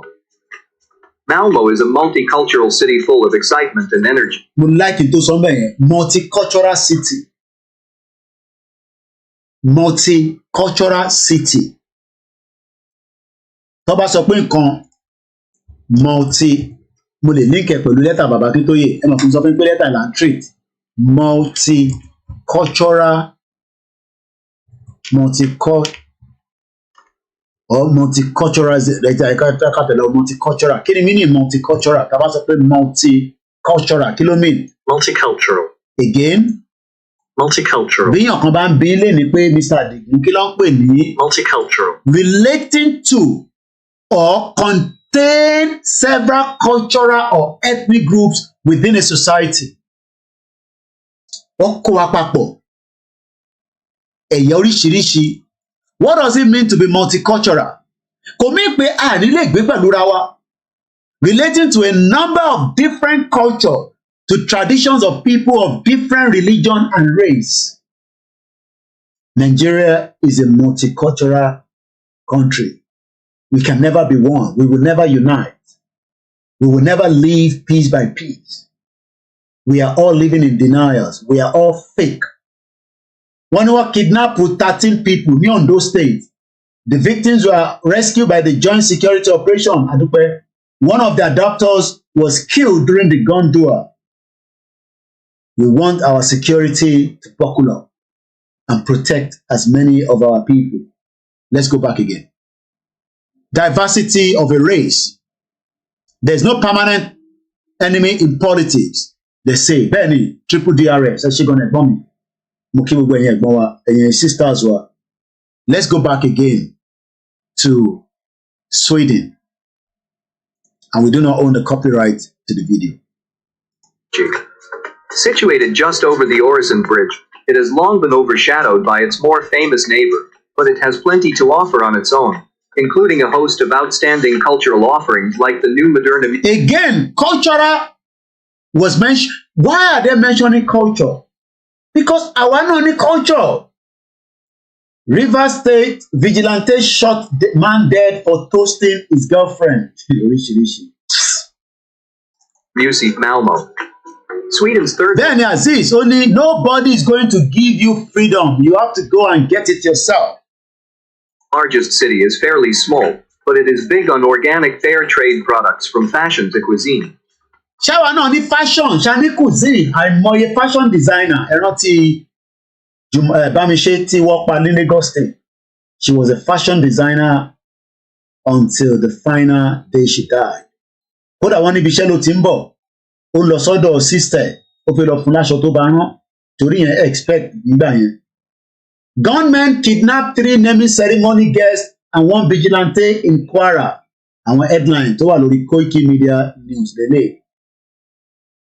Gunmen kidnap àwọn tó ń ṣe ìkómọ ní Kwara State. Ogun Estate residents stranded as the flood overrun the link. There's flood all over the world. There's chaos going on in Canada, but it's all about preparing for it. Ẹ jẹ́ ká tún wo Sweden yìí lẹ́ẹ̀kan sí. Òkè Káyọ̀dé ní this generation must end colonization. And that's exactly what Baba Akintoye said. Ẹ jẹ́ kí n link him on letter Baba Akintoye.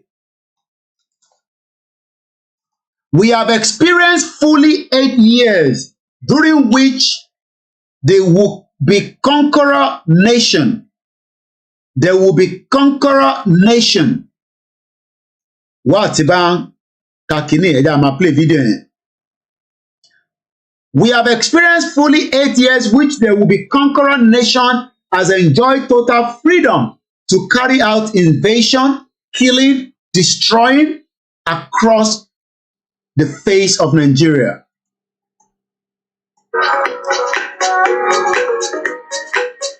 Number 9. Visby. Visby is Gotland's gateway, as it has been for centuries. On the west coast of Gotland, the city of Visby has a long history stretching back to the Middle Ages. Then it was a prosperous member of the Hanseatic League, a medieval trading alliance in northern Europe. But there is more to Visby than just its history. The city hosts some of the best restaurants not only in Gotland, but all of Sweden. Many of them feature the fresh, farm-to-table cuisine for which Gotland is known. Àwa náà ní cuisine tiwa, a ní kọ̀kọ̀rẹ́, a ní oríṣiríṣi oúnjẹ tá lè present fáwọn tourist tó bá wá sọ́dọ̀ wa. Mo kí ẹ̀gbọ́n mi Frank, mo kí gbogbo yín ọ̀jọ̀gbọ́n tí gbogbo wa jọ ń ṣe ìrìnàjò Yorùbá nation. Expectation àwọn Nigerians ni pé Nigeria máa dàbí Sweden níjọ́ kan. No. A ṣì wà backwards gan.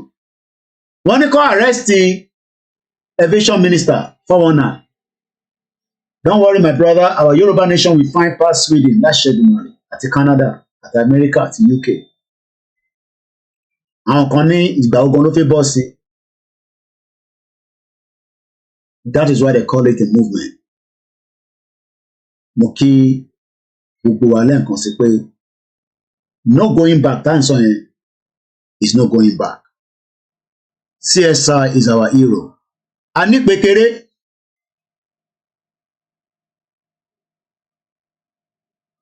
We have a lot to offer the world. Ẹ má bínú mọ̀mọ́ tó ṣẹlẹ̀ ọ̀rẹ́ à ń pé fóònù mi kan. Adúpẹ́ lọ́dọ̀ Elédùà. Okay, sorry, látọ̀dọ̀ mi, sorry. I apologize. Let's go back again. Mo kí gbogbo ẹ̀yin tẹ́ wà lórí Instagram. Professor Banji Akintoye. They need to arrest all practically the minister that serve under Buhari. I totally agree. Good afternoon, good morning, good evening, and welcome once again to KOKImedia Live.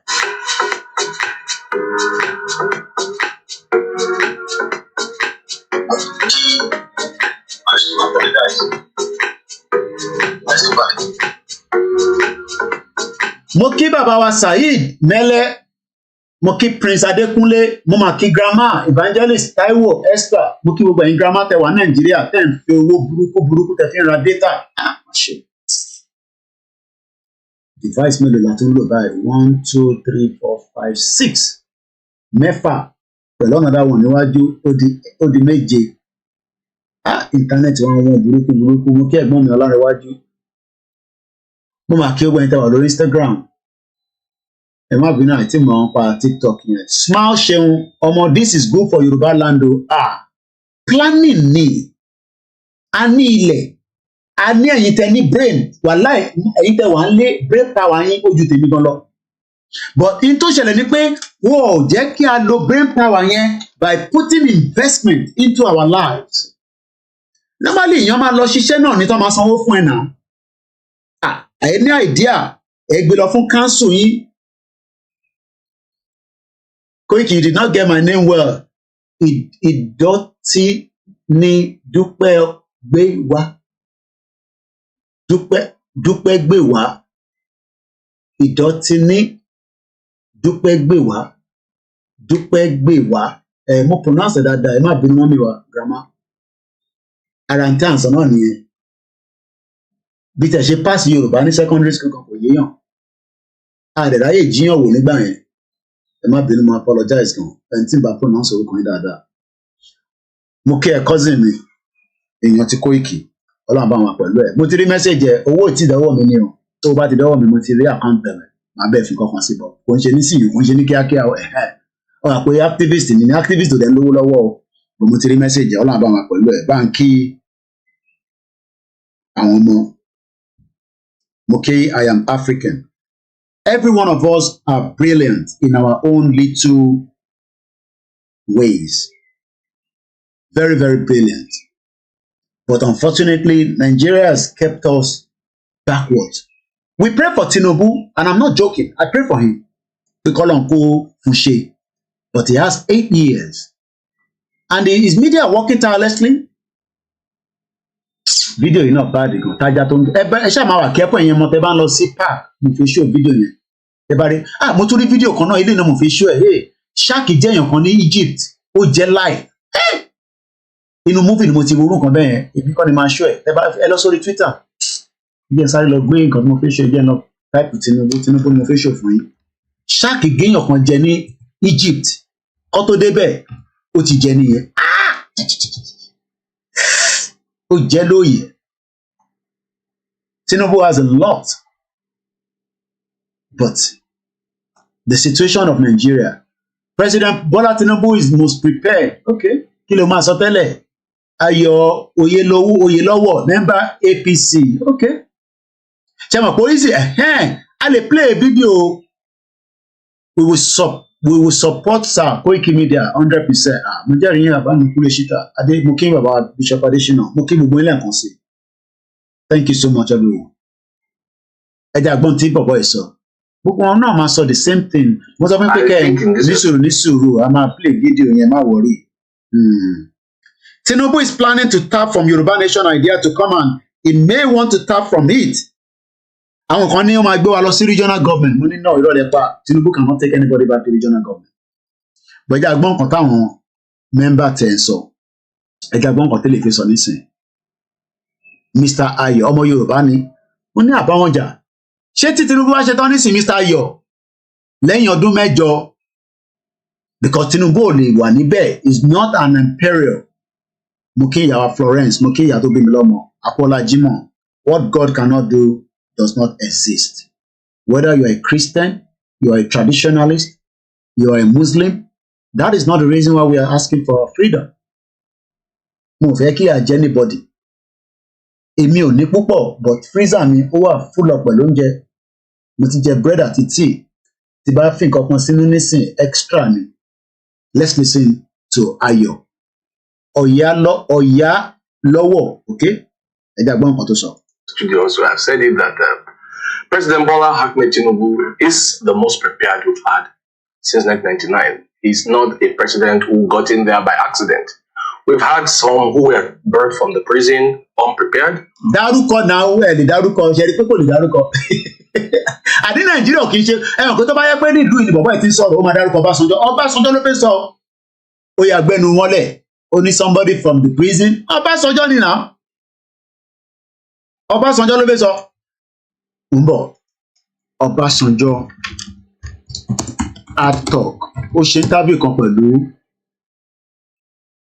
BBC atalk grilled Ọbásanjọ́ fídíò ẹni mò ń wá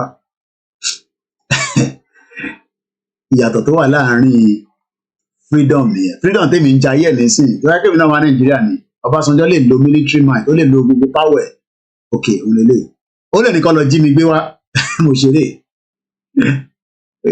ṣé igi Ọbásanjọ́ mo ń bọ̀ mo ní fídíò yẹn wà fídíò ni mo ní ìtí yẹn tó ń pa lọpọlọpọlọ kó òfin sọ̀rọ̀ ẹ jẹ́ àwo díẹ̀ nu fídíò yìí mo ń bọ̀ BBC. A summary of the news from around the world now. Joseph Frick. No, I need you. Mental humanitarian crisis. Ẹni tí bàbá yẹn sọ lélẹ́yìí tó lè dárúkọ Ọbásanjọ́ ó fẹ́ jà tó bá possible ni ó lè pọ́nṣì ẹni tó ń present fún bàbá BBC atalk guy yẹn ń bọ̀. Fẹ́ràn pé kinní kan ló wọ̀ báyìí náà ń jẹ́ madam arúkọ yìí sí. Hundreds of thousands of people displaced, and indeed a new military campaign that we saw breaking out in the autumn of last year. From August last year, which led to that monumental humanitarian. So what a máa padà sórí fídíò yìí mo fẹ́ padà sórí kọ́mánì àbákóìkò rẹ̀ ní pé ti Tinubu yàn rẹ̀ play mọ́. In ti bọ̀bọ̀ ìfẹ́ du Tinubu Ọbásanjọ́ ló fẹ́ sọ ó ní Tinubu is the most prepared mo kí yín lẹ́ẹ̀kan sí i. Bẹ́ẹ̀ ni owó ti di 550 ní lánàá so owó ti di 955 láàárọ̀ ẹ̀ to £1.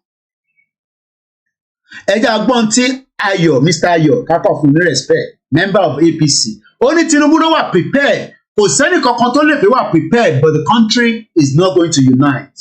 Mo kí grandma Awoniyi ẹjẹ́ agbọ́n tó fi sọ. We've had the ones who were foisted on us who were not too feeling well. Yàrá àdúrà ló fi sọ. We have the ones who got there because somebody died, and we Jonathan ló fi sọ. Have the ones who got there because they just want to be there. Shut up! Dákẹ́ níbẹ̀ yẹn, idiot. Tinubu ló lọ gbé Buhari wá. Máa fún wa ní fàbù kọ̀ọ̀kan níbí báyìí. He wants to be there báwo. Díù kan ní gbogbo oúnjẹ ṣe ni. Àbọ̀rọ̀ jágbajàgba òmùgọ̀lẹ́ pé gbogbo wa ni. Díù lẹ́jọ́ ṣe náà pẹ̀lú Buhari. Ẹ ṣe díù pẹ̀lú Buhari. Ìtòdẹ̀ sọ̀rọ̀ lélẹ̀. Buhari ti sọ̀rọ̀ àti gbọ́. Buhari ti sọ̀rọ̀ àti gbọ́. Buhari ti sọ̀rọ̀ àti gbọ́. Buhari ti sọ̀rọ̀ àti gbọ́. Ó tún yá ṣe bàbá ṣe Buhari ṣe bàbá ṣe Buhari ṣe bàbá ṣe Buhari. I congratulate fellow Nigerians who have realized their power, that their votes count.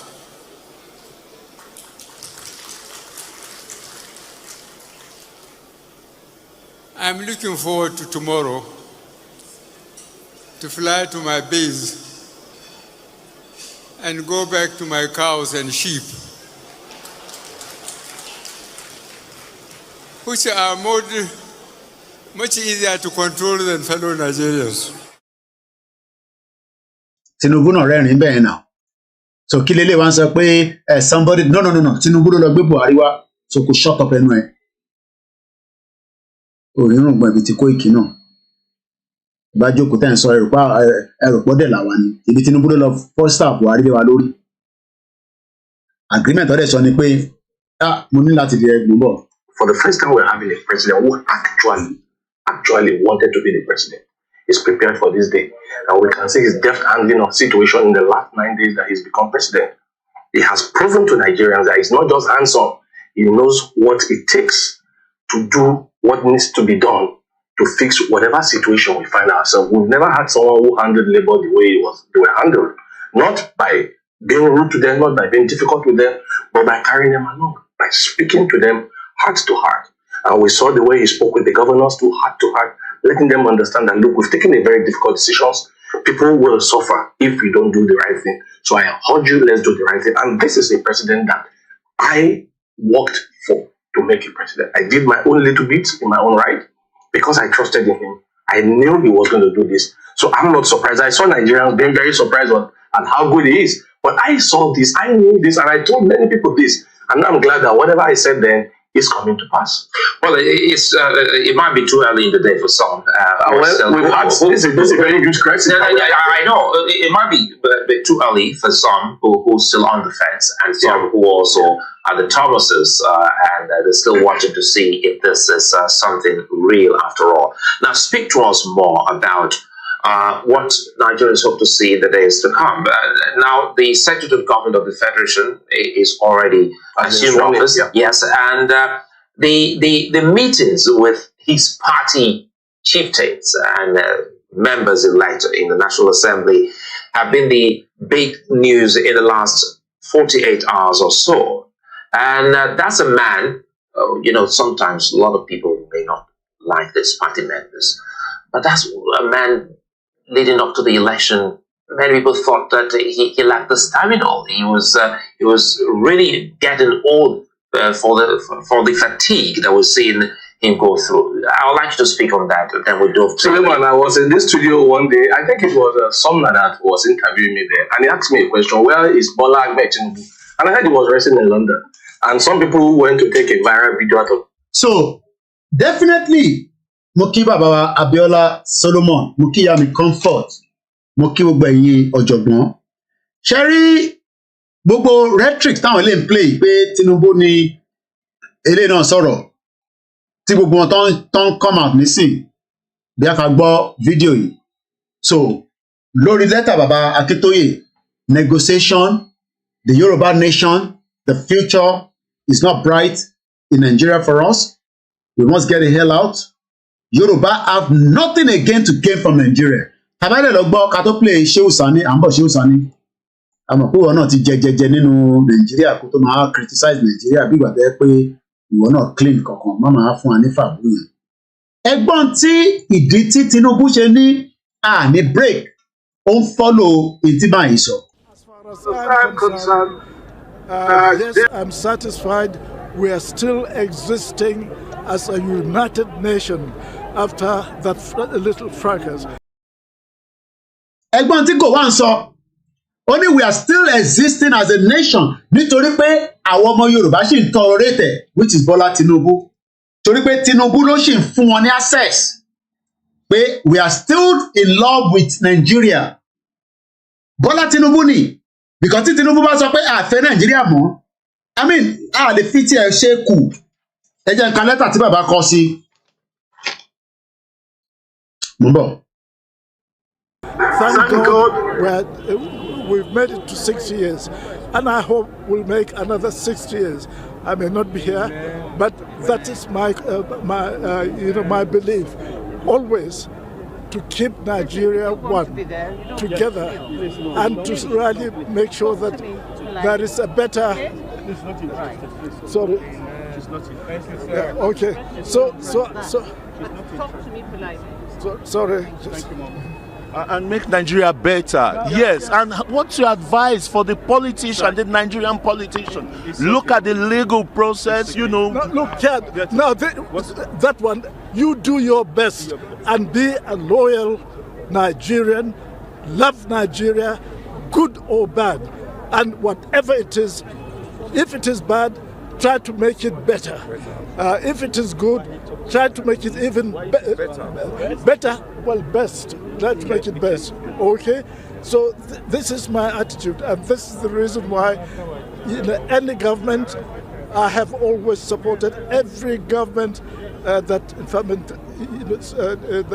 started in this country, and I will continue to support.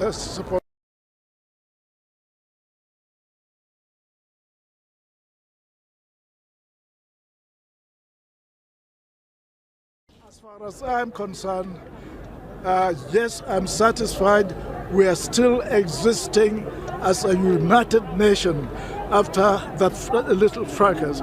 Thank God we've made it to 6 years, and I hope we'll make another 6 years.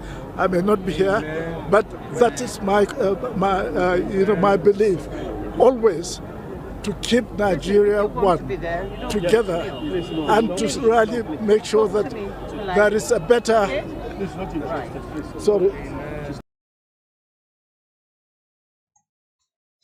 The atrocity tí Gowon ṣe sí Nàìjíríà ó ní small fracas ni. So ṣe rí bàbá mo fẹ́ sọ̀rọ̀ nípa 8 years ago bàbá Akíntóyè ti ṣàlàyé fún wa pé Tinubu náà lo energetic and sincere, ó wà sincere pẹ̀lú Buhari. Buhari ni kò fẹ́ wà sincere pẹ̀lú Tinubu mọ́. Olórí burúkú ni Buhari ṣe bàbá.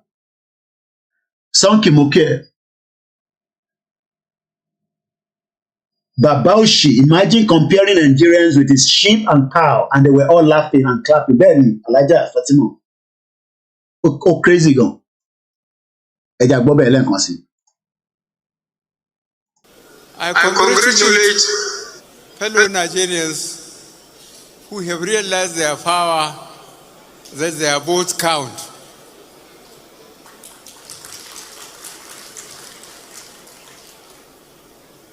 I'm looking forward to tomorrow to fly to my base and go back to my cows and sheep.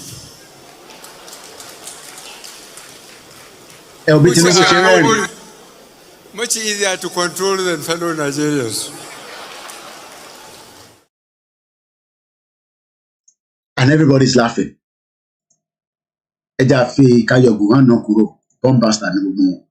But Baba Akíntóyè jẹ́ ká mọ̀ already pé Tinubu was sincere, is energetic and dedicated láti assist Buhari láti di president. So ẹni tó bá wá sọ pé òun náà tó bẹ́ẹ̀ láti fi di president, no, n tó fẹ́ ṣe nìyẹn náà. But 8 years tenure péré ló ní. Gbogbo plans tó ní fún Nàìjíríà 8 years ni. Gbogbo plan tó bá tún wá ní lọ́kàn lẹ́mìí ẹ̀ fúnlẹ̀ Yorùbá 8 years náà ni. Whether to break up Nigeria àbí kò ní break Nigeria 8 years náà ni gbogbo ẹ̀. Kò lè Ọbásanjọ́ try ẹ̀. Ó fẹ́ lọ third term bàbá burúkú yìí. Bàbá ṣekúṣẹyẹ yìí. Àwọn bàbá àgbà, àwọn bàbá òfò. Àwọn bàbá tó wọjọ́ ọ̀la wọ́n lè sọ pé kò ń ṣe ọmọ Yorùbá anyway. Ó kàn dé fìlà Yorùbá ó fi ń dì sí gbogbo wa ni, ó kọ́ dé sọ́tà. Bàbá ẹ̀ wọ́n ní Ìgbò ni. So kò ní iota of truth. Ẹ má máa ní pé àgbàlagbà òfò làwọn bàbá ẹ̀. Àwọn bàbá burúkú. Born bastard. Ẹja wo interview tó ṣe fún pẹ̀lú BBC ní some very very few years mo máa long ní fídíò yẹn. But that was almost 11 years ago ní fídíò yìí. Ẹ jẹ́ ká kọ̀ gbọ́ díẹ̀ nípa tí Ọbásanjọ́ sọ tọ̀lọ̀ mú wá láti prison láti fi please ọmọ Yorùbá tá a bá ti náà fẹ́ kúrò nínú Nàìjíríà wàá fi kankan wá fi lọ́ọ̀kì amọ́lẹ̀. Kí ló dé tẹ̀ ṣe fẹ́ kúrò nínú Nàìjíríà? Ṣé láìkẹ́ ẹ̀jẹ̀ àfọwọ́básanjọ́ sí ṣé mo lè fẹ́ open too much? So ẹ̀jẹ̀ close ilé. Ṣé láìkẹ́ ayé tó dáa báyìí ni? Ṣé láìkẹ́ nǹkan báyìí ni? Number 8, Uppsala. Ṣó gbọ́dọ̀ pẹ́ ká tó ní irú ayé báyìí? Gbogbo ilé tó kọ́ yìí. Àwọn ilé tó kọ́ yìí wọ́n lè kọ́ sí Nàìjíríà náà. Wọ́n lè kọ́ sí gbogbo state wa. Títí délẹ̀ Haúsá, títí délẹ̀ Igbo, títí dé Middle Belt. Tọ́dẹ̀ máa kọ́ àwọn èèyàn sínú ẹ̀. Wọ́n ní kó yín síbẹ̀ bí màálù bí olórí burúkú Buhari tó ń compare yín pẹ̀lú màálù. So ta ló lè máa sọ nísì pé etí bàbá Akíntóyè ń sọ bàbá yẹn ní this man make contortion ní Nàìjíríà tó bá mọ tó ń pè bẹ́ẹ̀ contortion tàbá sọ pé contortion tó bá ní bíyàn bá sọ fún ẹ a twisted or bent condition ṣé Nàìjíríà ti bend ìwọ tó ń wò mí lé ní nísìn ṣé Nàìjíríà ò bend lọ́dọ̀ tiẹ̀ ó bend lọ́dọ̀ tèmi o bí ṣe jẹ́ ẹni tó popular lórí social media bẹ́ẹ̀ ni bàbá òkè akáàrí Gowon has no sense of humanity after several lives were lost only that small fracas ó pe ogun bẹ̀rẹ̀ ní small fracas kábíyèsí Elédùmarè Ṣáwọn yẹn ni elders tẹ́ fẹ́ kí n máa respect. Mo kí bàbá wa Sùrájù Ọmọwùnmí. What a nonsense. Nàìjíríà ti ṣe kí ni lọ́dọ̀ tèmi náà? Ó ti bend like crayfish. Èmi mo mọ etí ó ń jábọ́ lápò mi láti fi support. Kò ń ṣe gbogbo ni mo ń support o. Mo lè support everybody. Tàbá sọ pé contortion. Bàbá Akíntóyè ní this man made contortion. This man made contortion. Okay, ṣé kò ń ṣe man made? Because some of you ìwọ fi pé ìwọ wà so ìwọ ti wá smart ju Bàbá Akíntóyè lọ. No, ìwọ tó ń gbọ́ wa tó ń bú Bàbá Akíntóyè, bàbá mi Moses Fádípẹ̀, mo máa kí yín káàbọ̀ sà. Mo máa kí gbogbo ọmọ Yorùbá lẹ́ẹ̀kan sí i. A wà lọ́jọ́ Jímọ̀ olóyin. A máa bá wa láyé, a máa fi wá sáyé lọ ni. Tí Jímọ̀ bá ti fi ẹ́ tó bá bẹ́ẹ̀ láyé, ó ti dòkú nìyẹn o, ó jẹ́ ya sàmì. O ní láti jẹ́ Mùsùlùmù. Èmi ti gbọ́ ọ̀rọ̀ Ọlọ́run ti Jésù láàárọ̀ yìí. Mo lè má gbọ́, mo kàn fi dárúkọ chọ́ọ̀chì àti ibi tí mo ti ń gbọ́ ni. Mo ní pásítọ̀ kan tí máa ń ra ń gbádùn ẹ̀. Àwọn ẹ̀ka bá dẹ̀ nǹkan rìn mí náà máa fì lórí ìjókòó. Mo máa ń fọ́lọ̀ àwọn babaláwo náà, àwọn tó ń ṣiṣẹ́ ṣe. Bẹ́ẹ̀ ni mò ń fọ́lọ̀ Mùsùlùmí. Ìwọ ni kó máa lọ jẹjẹ sí. Tí Nàìjíríà ń báyé ẹ jẹ́. Ṣé o mọ̀ pé ẹ̀sìn tí wọ́n ń pariwo yẹn, Nàìjíríà ti ṣe kí ni? Ó ti twist, ó ti bend ayé gbogbo wa. Bẹ́ẹ̀ ni mo sọ fún ẹ, including myself. Tó bá dẹ̀ ní pé o believe tí mò ń sọ, ó dàbí àkàgbọ́n tí ẹ̀gbọ́n wa yìí sọ. 2017 làwọn ẹ̀gbọ́n wa yìí ti ń pariwo. Èmi ò wá gbọ́, bí mo ṣe gbọ́ kò yé mi. Kò rẹ́jà wa nìkan là ń béèrè fẹ́ tọ́. Nàìjíríà ti bẹ́ǹdì gbogbo wa débi pé ó ti squeeze wa. Nàìjíríà lè máa ń yọ nǹkan lò. Báwo ló ṣe fẹ́ mu mílìkì? Ó wá lọ ń ra ẹyọ mílìkì. Ẹ mọ̀ pé máa ń láìkì example àti practical. Àmì àgbàlagbà ní Nàìjíríà. Àgbàlagbà oyè. Ní Nàìjíríà of today. Mo gbọ́ o, ẹ mọ̀ pé ní practical ni ní láì. Àgbàlagbà oyè ní Nàìjíríà bàbá 40 years old. Ó wá ń bú Kóìkì lórí social media. Mo ń bọ̀ òun lélẹ̀ máa gbé back ẹ̀mí dáadáa nísìnyí. Ẹ mọ̀ pé mi like practical. Eléyìí tó wà ní fíríjì lélẹ̀ mo ń bọ̀ kó lè bá rí dáadáa torí o lè sọ pé ojú ń dùn ẹ̀ tó gbogbo back end a máa yọ kúrò. Kódà double camera la máa lò. Mo ń bọ̀ ṣe sùúrù. Bàbá àgbàlagbà ó wá ń bú Ìgbòho. Ṣé ìyá mílíkì ń jẹ Bàbá Akíntóyè? Ṣé ìyá mílíkì ń jẹ Ìgbòho? Ṣé ìyá mílíkì ń jẹ gbogbo Yorùbá world media? Ṣé ìyá mílíkì ń jẹ gbogbo àwọn tó ń ṣe Yorùbá world media? Ọgbẹ́ òótọ́ dání kò ń ṣe bí ìtìjìnlẹ̀ àti iṣọ́ ẹ̀kọ́ rí bẹ́ẹ̀ o. Sori báyìí kí ló ń wò yìí? Eléyìí tutù nínú fíríjì mo ti gbé jáde. Sori pé mo ti já orí ẹ̀. Sori eléyìí inú fíríjì ni. Mo dẹ̀ tún ní extra mẹ́ta nínú ilé 1, 2, 3. Ìwọ wá ń ra mílíkì sachet no be juju be that. O fẹ́ mu tíì nísìnyí, o wá lọ ra sájẹ́tì mílíkì 100 naira, o wá rò pa ayé nìyẹn. Ẹ wá gbà mí kẹ́ ẹ̀. Ṣé o mọ̀ pé in the 60s mílíkì wọ́n máa ń dààmú gbùrùgbùrù ọ̀fẹ́ mú bí kíní ní in the 60s. Gbogbo àwọn olórí burúkú politician tó ní kí n máa bú yìí, àwọn Ọbásanjọ́ gbogbo wọn ló gbádùn in the 60s. Gbogbo military man ló gbádùn. Mo kí ẹ Kaso studio. Ẹ máa bá ń support Kaso studio TV. Èèyàn mi dáadáa ni a ti mọ́ra kò ń ṣe léèmí. Ẹ máa gbà mí kẹ́ ẹ.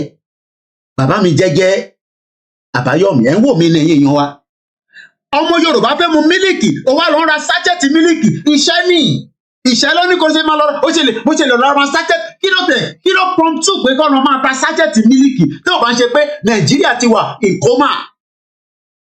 Ìtọ́ fi ń ta sájẹ́tì mílíkì ni pé ní fíríjì ìyẹn ló ṣe ní kó ra ìtọ́ máa mu lẹ́sẹ̀kẹsẹ̀ tó bá jẹ́ pé fíríjì wà ní torí lè ṣì wàhálà gàrí mo á fẹ́ mu gàrí nísìnyí máa fi mílíkì sí. Ọmọ káwa Jẹ̀bú àlè máa mu gàrí. À ń fi gàrí ṣeré rárá. Now ẹja fi mílíkì sílẹ̀ wàhálà nígbà tí máa dín ẹyin lánàá odindi ẹyọ kan ni mo lò sardine. Odindi ẹyọ kan ni mo gbọ́n sínú ẹyin yẹn ẹyin mẹ́ta dẹ̀ ni mo fi jẹ bread. Mo máa ń láìkì tó lóróró mo dẹ̀ láìkì tó ní tòmátò. Tí mo sọ fún ẹ nìyẹn náà gbogbo kíní yòó kò wá mẹ́rin ẹni tí eléyìí nísìn òun náà tí wọ́n díẹ̀ o gbogbo sardine yìí nísìn ó náà pé mo rà ní kò tó 50p láàárọ̀ yìí. Ìyá mi Alájà Fatima ẹ̀ sọ lẹ́ẹ̀kan pé owó ti di 955 ṣó mọ̀ pé kò tó 500 naira. Mo kí Ọlákúnlé, my namesake. Bẹ́ẹ̀ni, gàdó lè má sínú ilé.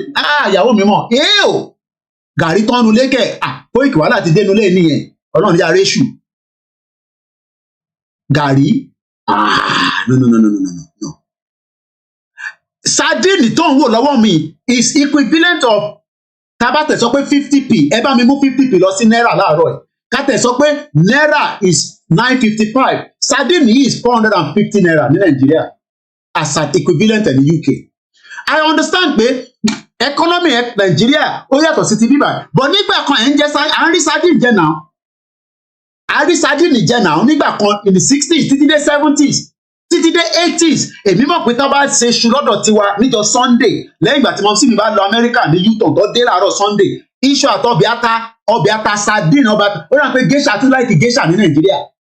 Ṣó mọ̀ pé ní gbogbo Ondo State ibẹ̀lẹ̀ ẹ̀ka ti máa pa ẹja tó máa sọ di sardine, nídìí láti ṣẹ̀ máa import sardine láti Norway. Get nǹkan tí mò ń sọ ó rà pé understand nǹkan tí mò ń sọ. Mo kí ẹ Lakeside òkun wọ́rọ́. Sardine wá di tí ọmọ Yorùbá fẹ́ jẹ sínú Indomie, gbogbo ilẹ̀ like Indomie, èmi náà like ẹ̀. Ó lè má jẹ good food àfi tí Yorùbá fẹ́ parọ́. Ó wá fẹ́ jẹ sardine, wọ́n wá sọ fún ẹ pé kò lọ kọ́kọ́ ní èlò náà ta sardine nísìn. I don't get it. Ìtàn torí ẹ̀ pé Bọ́lá Tinubu ò lè rí sardine yìí jẹ in another 8 years. Pé kó máa jẹ constantly, kò ṣe pé kò jẹ níjọ́ kan kó tún di another 3 years. No. Ó gbọ́dọ̀ lè ra sardine. Mẹ́rin ni mo rà. Èmi náà fẹ́ rà púpọ̀ torí èmi náà lówó púpọ̀ lọ́wọ́. So mo máa rà níwọ̀nba díẹ̀díẹ̀ ni. Bọ̀ mẹ́rin ni máa ń rà. Màá ra méjì tó lóróró, màá ra tó ní tòmátò. Ṣé o mọ̀ pé ọ̀dọ́ tiwa nílẹ̀ Yorùbá lẹ́yìn kan ti máa kó sardine wá l'Ondo State.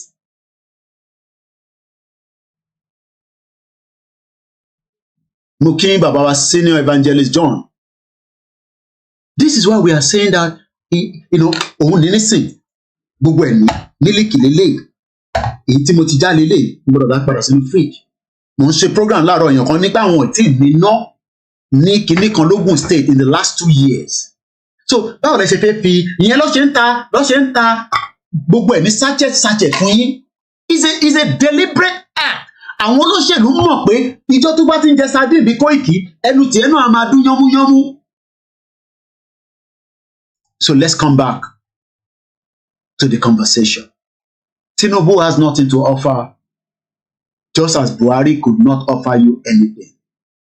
The election is done, the reality will start kicking in. Òǹlẹ̀lẹ̀ ní sí búrẹ́dì bí ọ̀rẹ́ mi búrẹ́dì búrẹ́dì ní Manchester, ọlọ́rẹ́ mi kan tó ń ṣe búrẹ́dì ní Manchester. The good old days, just like bí bàbá wa ṣe sọ mẹ́rin ṣeun. The good old days. Tí wọ́n máa tú mílíkì gúrúrúrúrúrúrúrú. Mo kí Ọ̀túnlá Tèmítọ́pẹ́. We are suffering in that messed up country. And that sufferness, I mean, yes, wọ́n máa sọ fún yín pé Tinubu is a prepared person for the job. Gbogbo yẹn rhetorics ni. Oh yes, rhetorics ni. He will have to work on the 1999 constitution.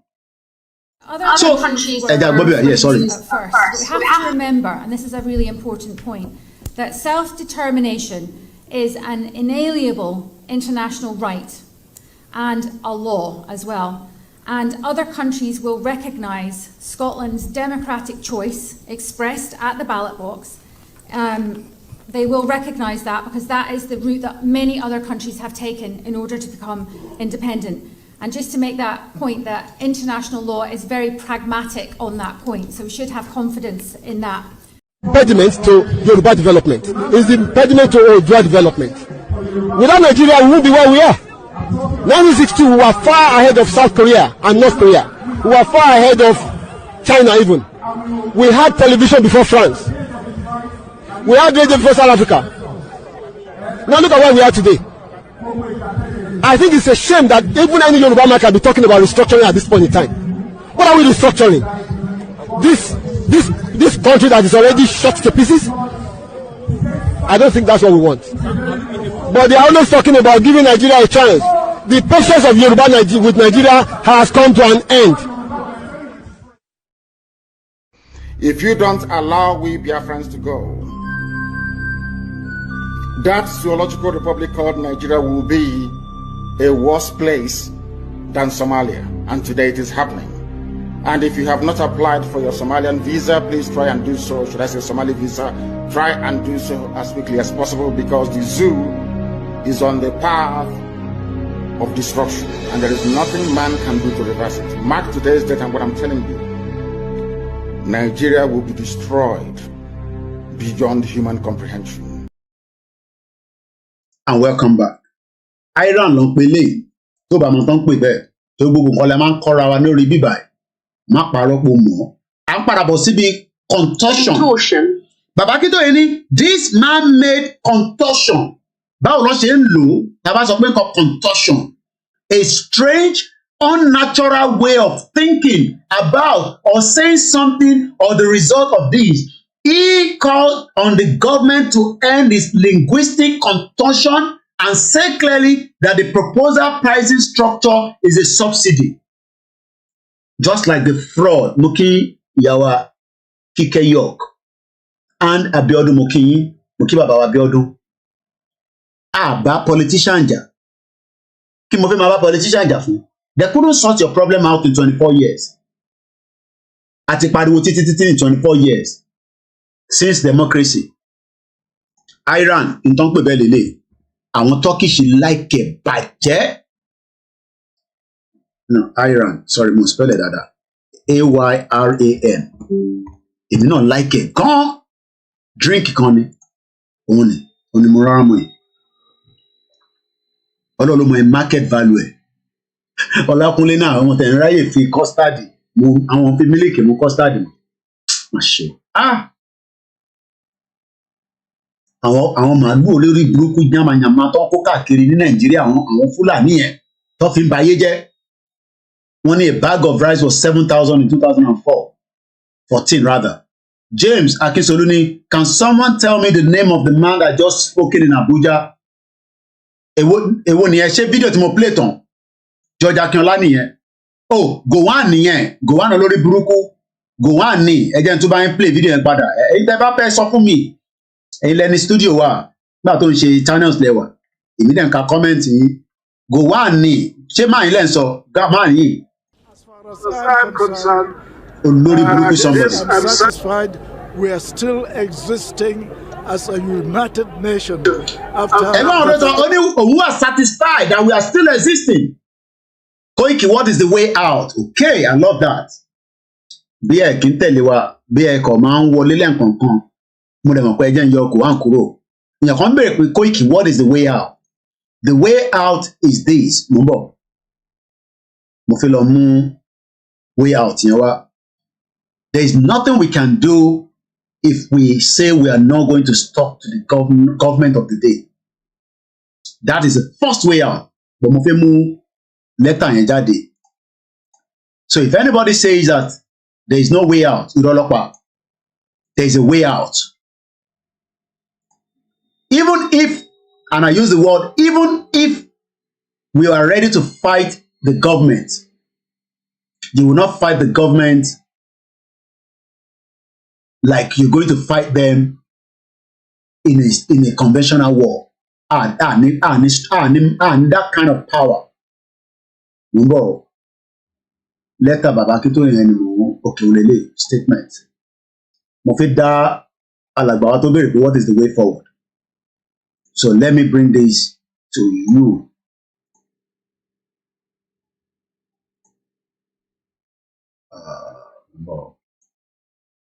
Mo máa kí gbogbo ẹ̀yin ọ̀jọ̀gbọ́n. Okay, no.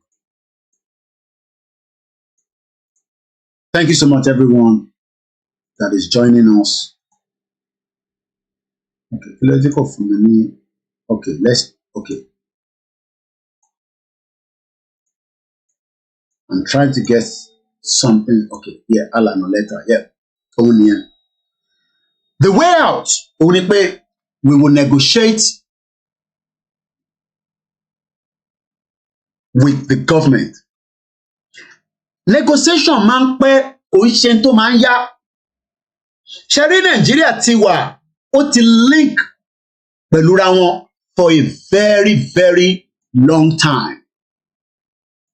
àti wà link tí bá ní link àti wà embedded àti wà together ẹ jẹ́ yọ iran yẹn kúrò kó má máa tàn yín lójú ẹ jẹ́ mo kàn fífi wọn àtẹ́lẹ̀ ní bó ṣe rí èyí tí mo mú nísìn nìyẹn iran very popular within the Turkish community and is a big industry of its own. We'll come back to that. Let me close that. Come focus, Lori. Sherry, since the independence of Nigeria, from day one, Nigeria were united, and I'll back that up with this now. Eja Bonti, man, he saw the way out. Tamafi kúrò nínú Nigeria. Òun ni pé gbogbo ọmọ Yorùbá kọ́kọ́ gbọ́dọ̀ mọ̀ pé Nigeria yẹn is a mistake. As many Yorùbá ṣì ń jẹ́ ká mọ̀ pé kò ń ṣe mistake nítorí pé ambition àwọn politicians kan tó sì fẹ́ wà embedded because in tó fún wa kọ́là ń lò ní 1960 we got a regional government Comrade Ṣẹ́gun Ọ̀nà ẹ̀gbọ́n mi kábọ̀ sà. What we got in 1960 tàbí pé wa ní Nàìjíríà tèmi àtẹ̀fín sọ pé we are the children bla bla bla orin tá máa ń kọ yẹn tí gbogbo wa fi pera wa ní ọmọ Nàìjíríà kí ni ẹ ti expire láti ìgbà tí wọ́n ti ṣe Angurozi tí gbogbo problem ti ṣẹlẹ̀.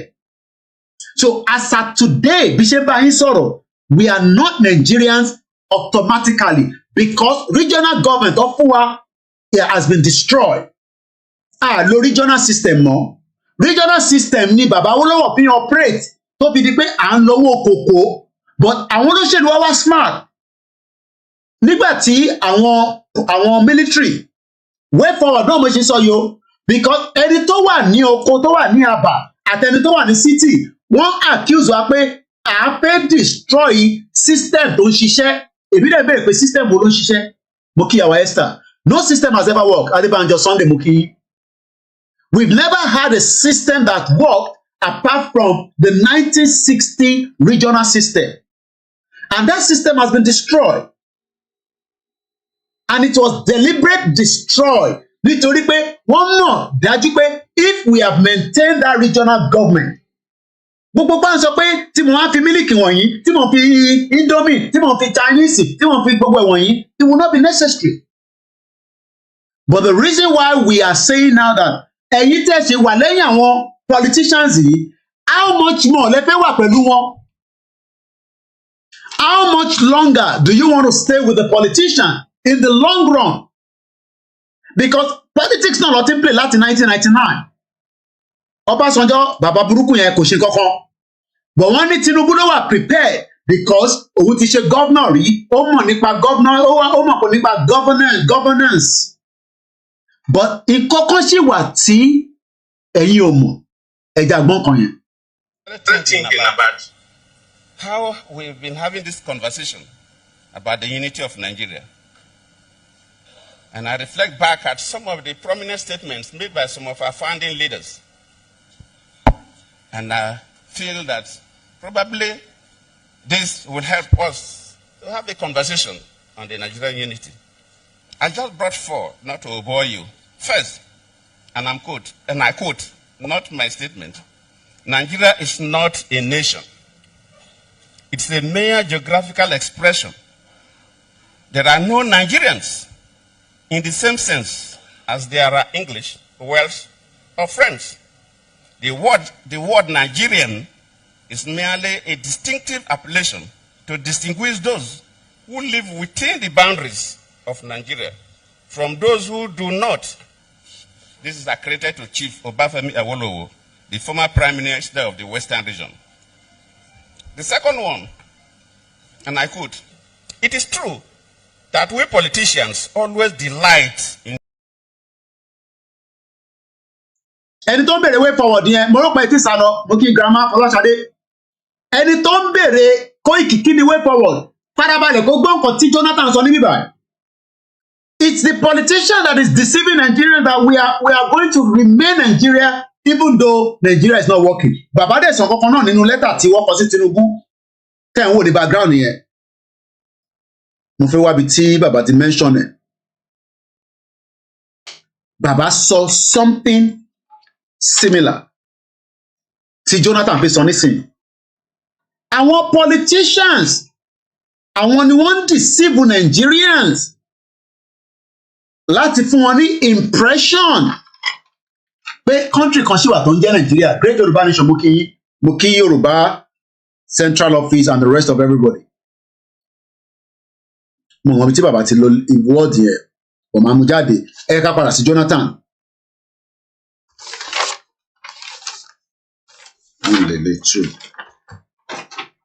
Ó níbi kan tí bàbá náà ti sọ something sí nǹkan tí Jonathan sọ níbí báyìí.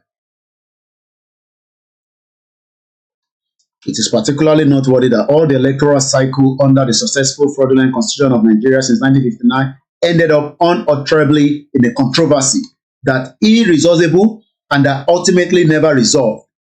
We've not been able to resolve anything since 1960. The same scenario remains with us today. Also, nípa 29,000 people talk about blah, blah, blah, blah. But these are not all that the Yoruba people have suffered in Nigeria.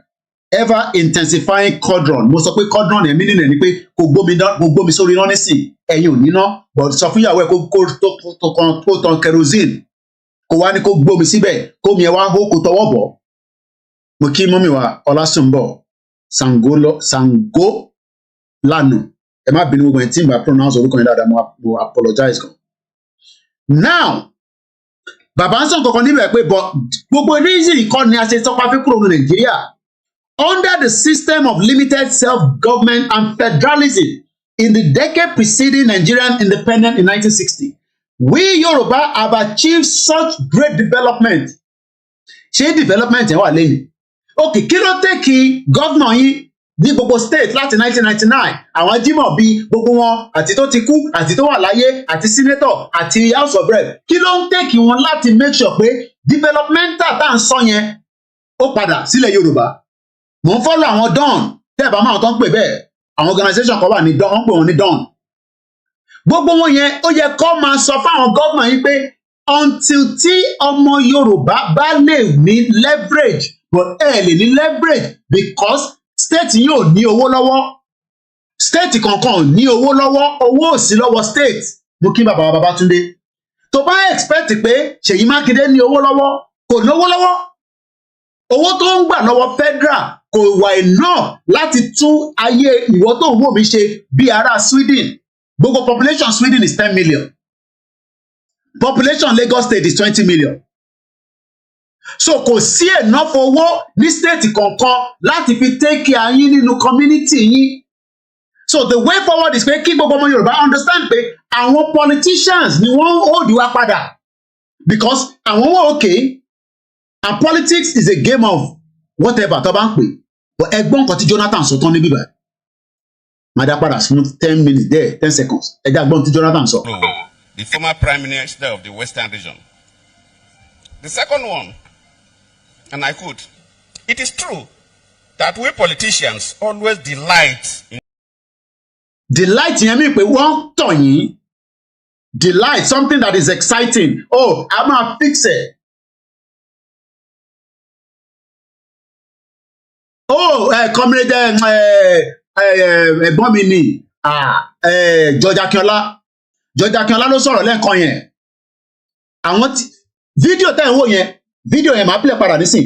That was 2017. Àwọn òfin jẹ́ ká lọ dìbò 2019 mọ́. Gbogbo àwọn olóṣèlú lọ́nà wá sí Adamasingba Stadium nìbàdàn. Báwo ṣe gbọ́ ni kò mú understand? Èmi sì ń fa gbùrú London báyẹn ní 2017. Ṣé mi ti máa fi ṣe pé survive? Mo kí bàbá wa Túndé Gíwá, bàbá mi, ẹ̀gbọ́n mi Adébánjọ, Bámidélé Jonathan. Ṣé family Jonathan ní mo ń ṣẹ̀fẹ̀ ni. 2017 ni comrade George Akínọlá ti jáde pé Nàìjíríà ò lè wọ́ọ̀kì mọ́. Fẹ́mi Fani-Káyọ̀dé wà níbẹ̀, gbogbo wọn ló wà níbẹ̀, Ìbà Gani Adams, everybody ní Adamasingba náà ti ṣe program yẹn. Ẹ má yẹ ká tún lọ dìbò 2019, but Jonathan sọ níbẹ̀ pé it is true. We politicians, ẹja àkọ́kọ́ gbọ́n kọ́tẹ́ gbọ́n mi, George Akínọlá sọ. Impediment to Yoruba development is the impediment to Oodua development. Without Nigeria, we won't be where we are. 1962, we were far ahead of South Korea and North Korea. 1960, we are far ahead of North Korea and South Korea. In 1960, do you know that those two countries have left us behind? South Korea, tó bá mọ̀, jẹ́ lọ fi àwọn fine girls mi tí mo pàdé. Ọ̀rọ̀ ẹ̀rọ tí àwọn ọmọ yẹn, àwọn tí mo pàdé, àwọn ọmọ South Korea, they are not even 25 years old. That is their first time traveling out of the country just to come and have fun in UK. They have a good passport. They can travel out without anybody intimidating them. They don't need any politician to sleep with them. And we are saying to our people that this is exactly what we want as well. But they are telling me that, Koiki, no, our fair way out sínú Nigeria. Mo dẹ̀ ní kò sí way out nínú Nigeria. Wọ́n ti gba ògo ọjọ́ ọ̀la wa. Mumbo, let's go again. Now, so why do you love your country? It's very safe. Yes. And very clean and neat. Okay? You can speak in the language and let her translate for me, because I love language. Why do you love your country? Àwọn South Korea tí ẹ̀gbọ́n mi George Akínọlá tó ń compare Nàìjíríà pẹ̀lú pé òun làwọn ọmọ tẹ̀ ń wò yìí. Àwọn South Korean ẹ jẹ́ n gbé fídíò wá sókè because kí ni ẹ̀ ń blọ́ọ̀kì ẹ jẹ́ n gbé àwọn ẹ̀ wá sókè. So I'm gonna move it back again. Farabalẹ̀ kò rí wọn tó bá yẹ pé mo ti máa rí ni tó bá yẹ pé mo tètè mọ̀ àwọn ìlú kan wà tí wọ́n bá fẹ́ àwọn ọmọ ìlú wọn ìyẹn àtẹ̀ ní better life ní tí mo fi pé tí mo fi lo 50 years but àdúpẹ́ fọlọ́run. Bust àwọn South Korea lẹ́ǹkan sí. So why do you love your country? It's very safe. Yes. Why do you love your country? Okay, I am Mokin Daddy wa Mr. Farr. So orúkọ ẹni yẹn ni wọ́n ń pè ní George Akínọlá. Gbogbo àjọ wa ní movement yìí ni kó tó di pé wọ́n fẹ́ destroy orúkọ bàbá yẹn. And all he did is just step back a little bit, but he's still with us. Because they wanted to destroy his name. But 2017, lòun ti pariwo pé, this nonsense country. And you can play video about it again. This nonsense country is just holding our life back. Kò jẹ́ káráyé gbé. Ẹ jẹ́ àgbọ̀n kan táwọn tún sọ níbí báyìí. Let me rewind it again. Àwọn ọmọ South Korea tí George Akínọlá compare wá sí òun làwọn ọmọ tẹ́lẹ̀ ní lókè yìí. This video tí mo ṣe pẹ̀lú àwọn ọmọ yìí was this year, kò ń ṣe last year. Gbogbo àwọn ọmọ tẹ́lẹ̀ ń wo ìwọ̀ tí pé 25 years old. Ṣé ọmọ 25 lè travel kúrò Nàìjíríà pẹ̀lú passport Nàìjíríà kó dẹ̀ wá sí UK? Tó bá ṣe pé ó gbé díẹ̀ sílẹ̀ fúnyàn kan àbíyàn méjì. Mo sọ fún yín lánàá pé gẹ́ ọ̀kan bọ́ pátá ẹ̀ nínú skit kan tó ń ṣe. Ẹni yẹn ti fún ní deposit pé tó bá bọ́ pátá yẹn òun á fún ní balance. Gẹ́ ẹ̀yẹn dẹ̀ bọ́ pátá yẹn lóòótọ́ lọ́sàn-án gangan tó ń ṣalẹ́ ó wá mú pátá nǹkan ti bàjẹ́. Oh my God. Ó wá mú pátá yẹn fún bọ̀bọ́ yẹn wá gba pátá yẹn dání pátá díẹ̀ lẹ́ni tó mọ̀ rí lọ́sàn-án gan ní Nàìjíríà. Ó wá sọ fún bàbá yẹn pé kó fún òun ní balance. Bàbá yẹn wá ní òun ṣe skit ni bí ẹni kò ní dáa fún skit kí ló kàn pẹ̀lú skit fún òun ní balance jáde òun bọ́ pátá fún ẹni ọ̀sán kankan níbẹ̀ òun sọ fún irú skit jáde ṣé mi lè ṣe irú skit yẹn ní UK kí n lọ sí Central London nísìn kí wọ́n á ní come. Can you take off your pants? I'll give you £100. No, ṣó fi pé kí ló rò kó máa ṣẹlẹ̀ sí mi? Tí bá lọ Central London ní Oxford Circus níbi táwọn ọmọ dem àwọn ọmọ lọ́mú tó ń lọ kọ́kiri tó ń wọṣọ tó ń fájà yé wọn kí wọ́n á súnmọ́ kan kí wọ́n á ní come, I will give you £100 now. Can you take off your pants? Number one, mo ti assault ẹ̀ nìyẹn. That is an assault. Àwọn skit kan wà tó ń ṣe Nàìjíríà yẹn. Tó bá yẹ pẹ̀lú tó dá ní Nàìjíríà ẹ̀wọ̀n lọ́yẹ káwọn boys yẹn wà. There are some skit tó ń ṣe skit wọn ti fẹ́ ó ti ń go beyond normal people. But because Nigeria is a crime scene tẹ́lẹ̀ tó bá lọ sọ fọlọ́pàá tí gẹ́gẹ́ bá lọ sọ fọlọ́pàá number one gẹ́yàn tẹ̀ lọ sọ bìkan ń gbọ́ fún ara rẹ̀ wọ́n ti gbọ́ pátá. Mo wàá mọ èlò ní bọ̀bọ́ yẹn ló fẹ́ fún bọ̀ ó ti fún ní deposit ó wá dìjà láàrin bọ̀ ṣé mo pé gẹ́yàn tí wọ́n pátá yẹn padà mo tẹ̀ wá ń wo nígbà tí mo á ń gbàdúrà pé ọlọ́mọ máa jẹ́ kọ́ tẹ̀ bẹ̀rẹ̀ sí gbúra wọn mọ́lẹ̀ gẹ́ẹ̀ yìí má ti bọ́ pátá ẹ mọ̀ èmi wọ́n wò pé gẹ́ẹ̀ yìí gẹ́ẹ̀ dẹ̀ ó ń drag pẹ̀lú ọ̀bọ yẹn ẹ̀ mọ̀ ọmọ ta ni bìbí yẹn ó ní give me my money give me my balance èmi wọ́n sọ lọ́kàn mi pé torí mo tí ì kí gẹ́ẹ̀ wọ pátá yẹn padà pátá ń ṣì wà lọ́wọ́ bọ̀bọ̀ gẹ́ẹ̀ já pátá yẹn padà ó ní give me my pants ó wá give me my balance ó wá jọ ń drag ẹ̀ èmi wá wò pé tí kẹ̀rẹ̀ bá lọ ṣubú tẹ́ mọ̀ pé fíìmù yẹn ò ní ṣe wò mọ́ báwa kan àwọn kan dẹ̀ máa wò dáadáa mo wo BBC lánàá mo ń gbọ́ BBC news èmi ò lè wà ní UK kí n má gbọ́ news wọ́n wá ní China no ní Japan àwọn kan máa ń fọwọ́ kan àwọn ọmọ kan lọ́yàn àbí nídìí nínú train business gidi ló fi ń ṣe BBC wá tíráàkì ẹ̀wọ̀n fáwọn BBC ní time wọ́n wá tíráàkì àwọn gáàngì yẹn wọ́n máa ń molest àwọn èèyàn lórí train wọ́n wá upload fídíò yìí oríṣiríṣi wèrè ló wà lágbàáyé o àwọn kan wà pleasure ní fáwọn kan láti wo àwọn kan bẹ́ẹ̀ yẹn imagine people are paying for that táwọn bá wá ní ẹ fún wa lówó ẹni kí ló ń sọ tó ní kọ́kùnrin lówó ṣé ìyẹn tí mò ń sọ látàárọ̀ kò wá kíyàn fún yàn lówó ó wà lórí bí ẹni tó bá gbọ́ 10 o'clock news lánàá wọ́n máa mọ tí mò ń sọ. Oh yes, baba Ship Akintoye wọ́n ṣì wà together they had a bit of breeze but they are back together now. ìyẹn George Akínọlá ẹja gbọ́n tí wọ́n sọ níbi ìwà ẹlẹ́ǹkan sí. àwọn tí George Akínọlá tán líǹkì ọ̀rọ̀ yẹn mọ́ òun làwọn fine girls tẹ̀ wò yìí ìkànnì wọn péré ló ti marry. This is their first time that they are travelling on their own out of the South Korea. ẹgbọ́n tí George Akínọlá sọ níbi ìwà. Impediment to Yoruba development is the impediment to Oodua development. Without Nigeria, we won't be where we are. 1962, we were far ahead of South Korea and North Korea.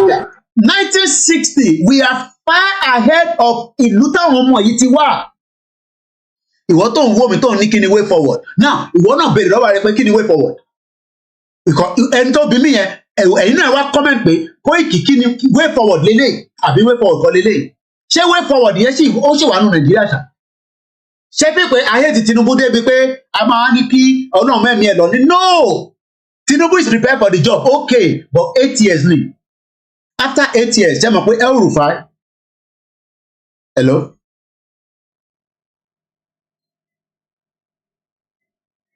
Ibẹ̀ náà ni. Tó bá ti bọ́lẹ̀ wá kọ́ rìn síwájú títí ìrìn wádẹ̀ turn left. All right. Gbọ́ tí get me. Kingsley, thank you my brother. We are far ahead of South Korea. Kájà sọ pé North Korea ò develop. Torí yẹn kàn tọ́jú owó pamọ́ ni ó kàn ṣe ní. Tó bá bí Amẹ́ríkà dá kó lọ tọ́wọ̀ fún ìníjà. Bọ̀bọ̀ yẹn bomb bastard ní bọ̀bọ̀ kékeré yẹn. Amẹ́ríkà bẹ̀rù wọn bí wèrè. North Korea, you know why? Because nuclear weapon wà lọ́wọ́ ẹ̀. Gbogbo girigiri Amẹ́ríkà kò dé North Korea. North Korea is a crazy country. Àwọn ò develop but wọ́n ní chemical and gbogbo ẹ̀ pátápátá ló wà lọ́wọ́ wọn. But South Korea tí bàbá wa George Akínọlá ń ṣe comparison pẹ̀lú I met them. Eléyìí ń ṣe video shoot àwọn ọmọ ìmọ̀ pàdé wọn nígbà tó wọ́n wá wo football ni later mo realize pé there's a South Korean guy that play for Tottenham. Ẹ̀wọ̀n kébì ọmọ ọdẹ mi ò dá gbogbo wọn mọ̀. Ẹ̀yin tẹ́ wà nílẹ̀ náà lẹ́ mọ gbogbo àwọn tó ń play football. Those are Thomas. You guys are too intelligent. A Nigerian will tell you back to back. Club tí yàn kan play kó tó move kó tó lọ sí another club kó tó ṣe kò kúrò Nàìjíríà o. That is the brain power there. But that brain power, Nigeria is literally holding it back because the regional government is no longer there. So the federal is all fraud. So Tinubu as well is a fraud. Fraud in Tinubu. The only difference is Ọmọ Yorùbá lòun nísìn.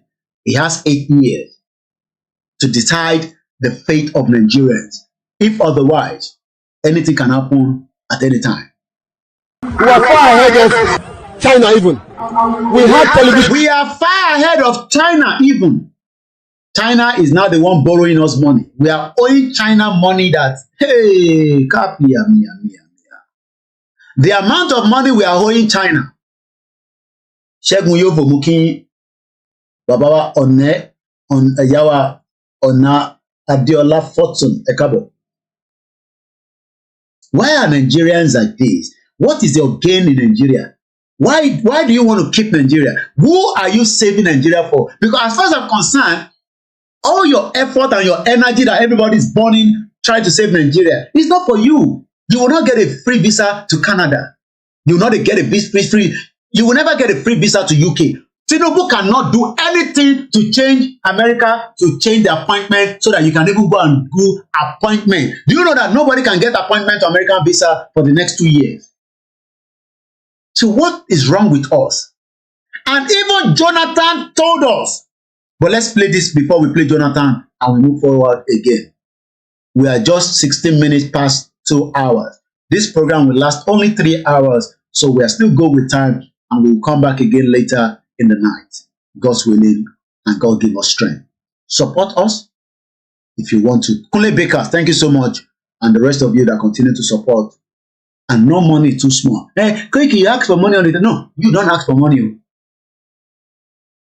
So that I will not pay the bills. So when they disconnect this internet, how you not going to hear me?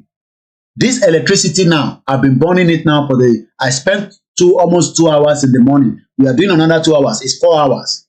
Koiki, since you are not getting the question, I mean, the way to continue with our... the way to continue is first and foremost, we've written a letter to Baba Tinubu Jagaban. And then we will wait for further instruction.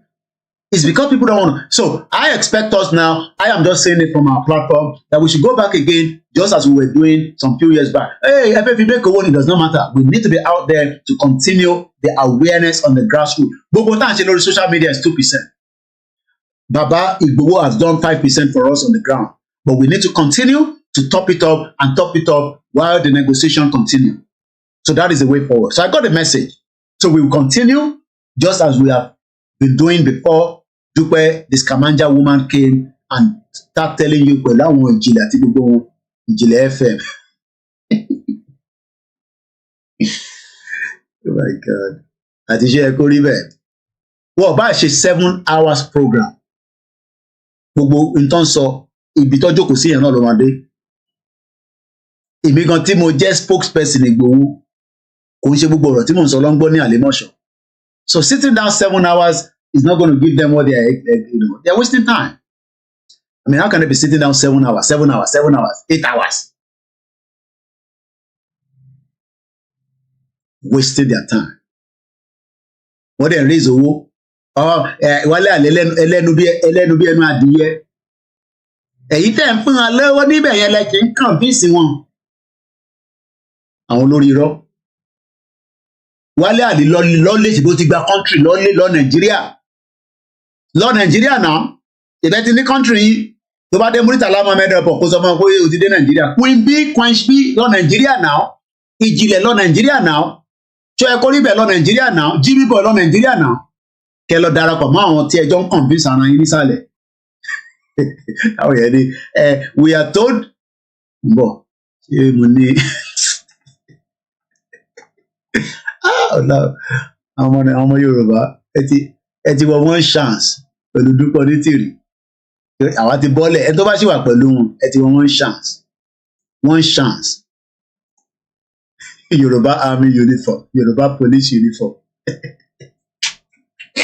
Àwọn wérés alábímọ́kí ẹ̀ ìwọ táàrẹ̀ òfin balẹ̀. Gbogbo tó ń sọ lórí social media kò dé any garden place. Gbogbo tí gbogbo wọn àwọn mẹ́rẹ̀ẹ̀rin yẹn Ìjìnlẹ̀ tó yẹ kó rí bẹ́ẹ̀ Wálé Àlè Jimmy Boy Green for God gbogbo tí gbogbo wọn sọ pátápátá kò dé Àlèmọ́ṣọ́ local government. Ó dà pé wọ́n ti rí limọ̀ tá à ń fight fún. Ó dà pé wọ́n ti ẹ má bínú papọ̀ tó divert díẹ̀. Wọ́n ti really get in tá à ń fight fún gangan. Gbogbo táwọn sọ tó dé Àlèmọ́ṣọ́ is the biggest local government. Bishop ilé confam tí mò ń sọ yìí. Ìtí Kóìkì gan sọ kò tí cover gbogbo Àlèmọ́ṣọ́ local government. Àfi tí Ìgbòho bá jáde nísìnyí tó fún wa ní guarantee pé Kóìkì lọ announce wàá gbọ́ l'Àlèmọ́ṣọ́. Bọ̀ pé à ń sọ̀rọ̀ gbogbo àrọ̀ tí mò ń sọ níbi ìwà kò dé Àlèmọ́ṣọ́. Àwọn tẹ́bi ń pa kíní kàn wọ́n pẹ̀lú tẹ̀sán. Ẹ bá máa pariwo Yorùbá nation bóun ṣe fẹ́ survive tó máa sá kúrò Nàìjíríà bí bó ṣe máa survive ayé ẹ̀. So I think they are just playing on the social media. Wọ́n kàn sọ social media di máa ṣeré Ìjìnlẹ̀ ní ìjọba délé ó máa wọlé lóru bí olè. Kí lẹ fẹ́ wọlé fún bí olè lóru fún? What a joke. Ẹ̀yin tẹ́ wà ń lé gan tí bá sọ fún yín pé kẹ́ lọ ṣe nǹkan kankan ẹ kọ́kọ́ pé kàn fà pé ṣé Ìgbòho ló fún àṣẹ sí àbí wọ́n nìkan Koiki torí pé ìwọ kan fúnra rẹ̀ gan ò jẹ́ sọ pé ká lọ ṣe Ìgbòho láti kó gbọ́dọ̀ confirm ẹ̀ bàbá kí ló gbọ́dọ̀ confirm ẹ̀. Gbogbo tí Ìjìnlẹ̀ ń sọ kò dé Lagos Island gbogbo tí Ìjìnlẹ̀ ń sọ wọ́n ọ̀gbọ́n ní phase 2 nádìrí jáde.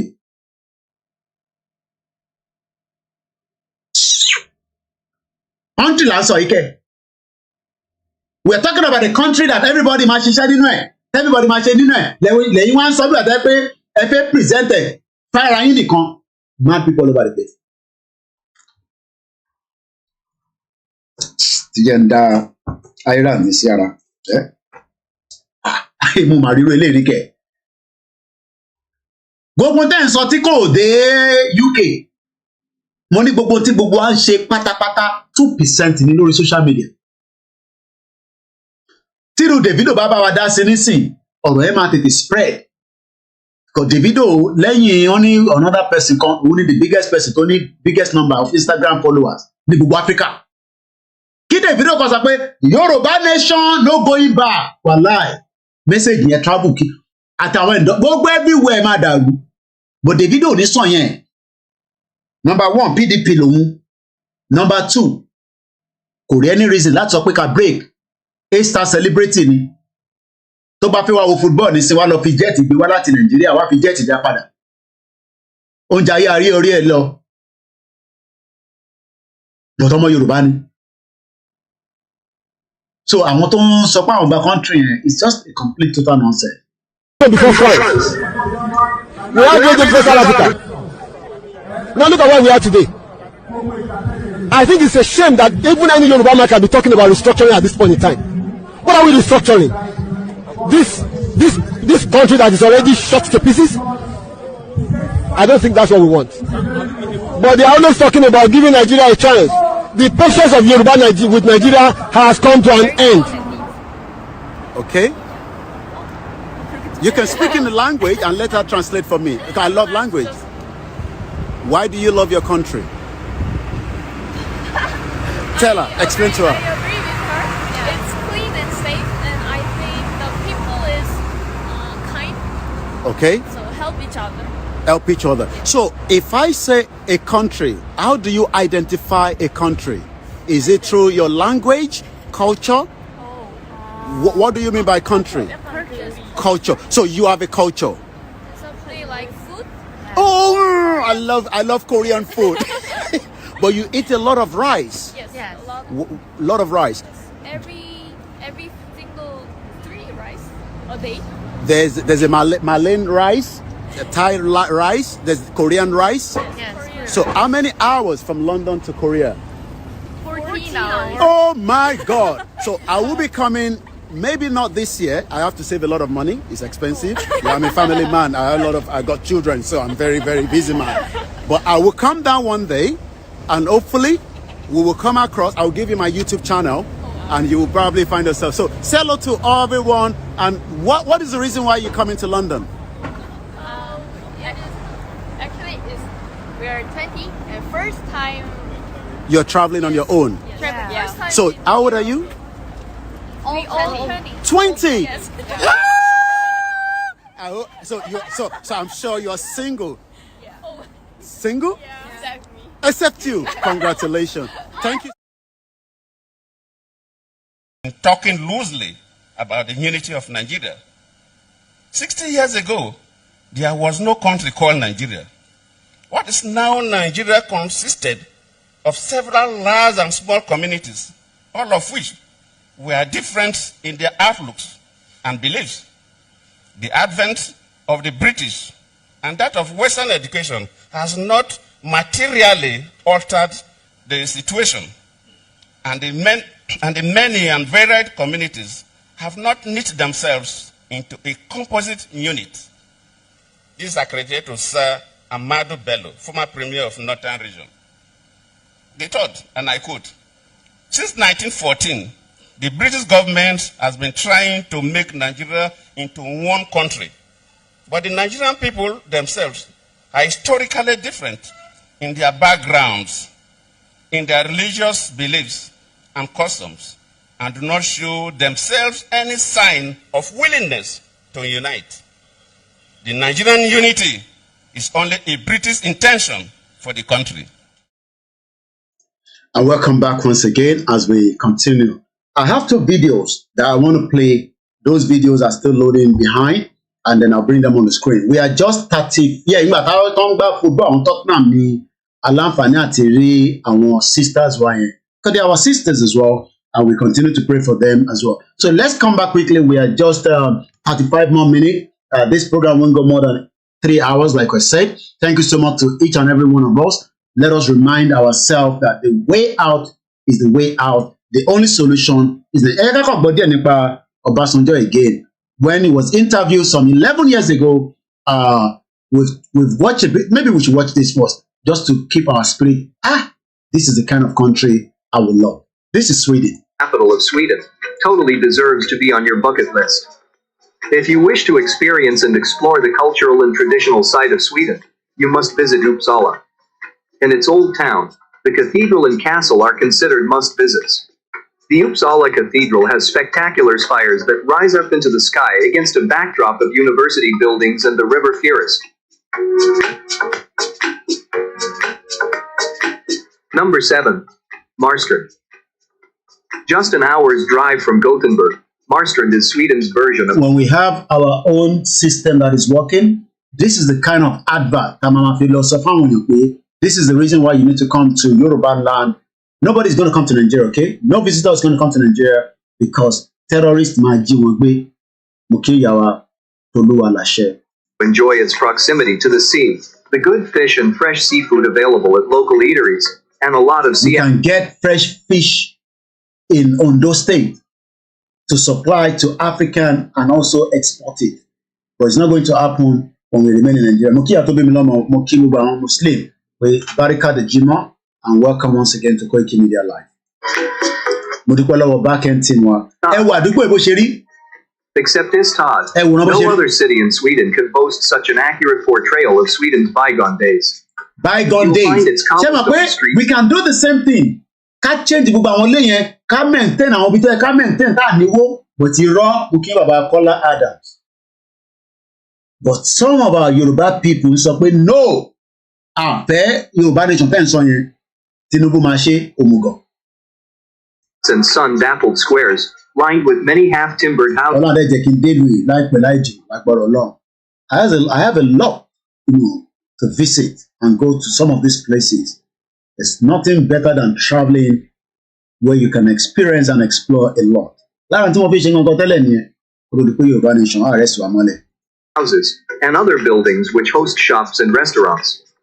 Along with its fascinating history, Istad also has top-class museums and art galleries, along with roughly 25 miles of sandy beaches and lovely rolling countryside at its doorstep.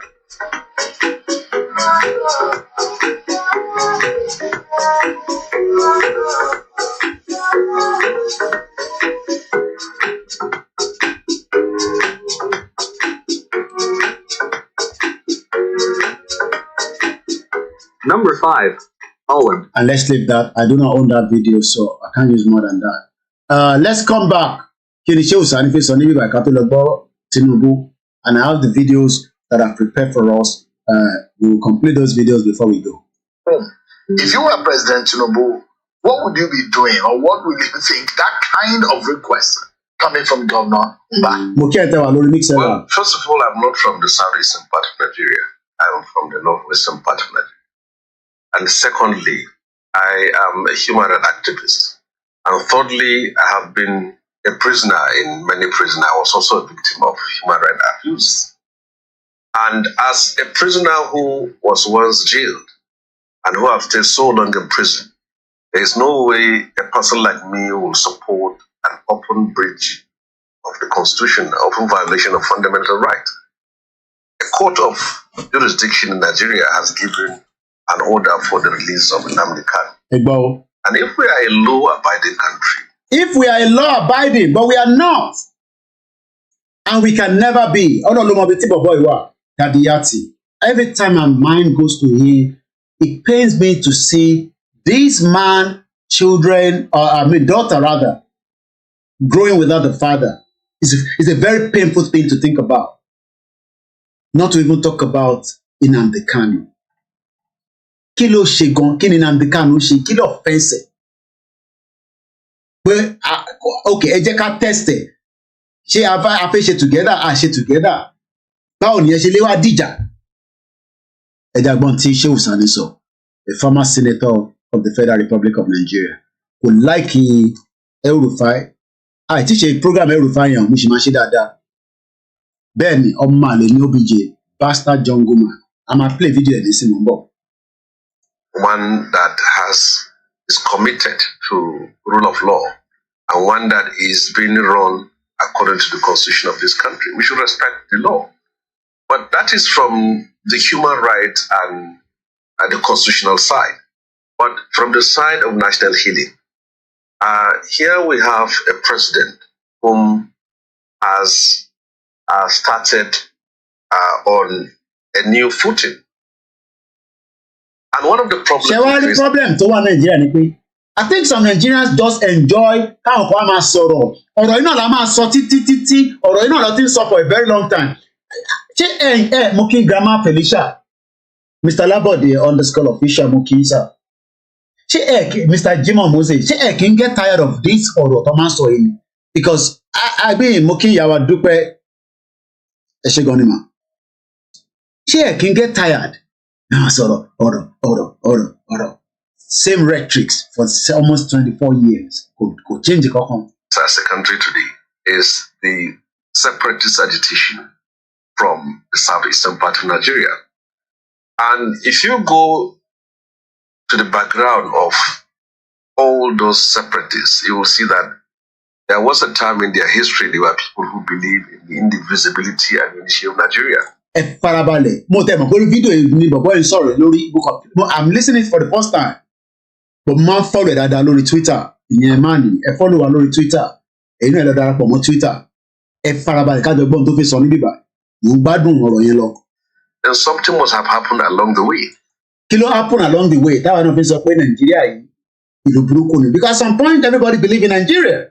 But àwọn tó ṣì believe in Nigeria, Marabot ló dé ìmọ́lẹ̀. Tó bá mọ̀ tán pè ní Marabot, Ògún Fúlàní. That changed their own vision and say now they want to flag Nigeria mo gbé dání o. If we Yoruba nation ni confirm. Don't want to further add fuel to fire, it's important that those segment of people in the southeastern part of Nigeria that believes in the unity of this country, we shouldn't be disappointed. A plea was made by governors of a region, and they are offering guarantee. There is no reason why the government should not accept to it. To me, President Bola Tinubu being one that has come from the trenches, even though when we are in jail, he was in exile, I believe that he should leave a footprint. One of the most important one is strengthening the unity of this country. How he's going to do that, we don't know. Strengthening the unity. Chema, for unity to so ẹ kin tún padà sí data baba. I mean, our united. Everybody knows that. We are living fake life. Even baba ti sọ unity yẹn. Bo page kí ló ti sọ nípa unity.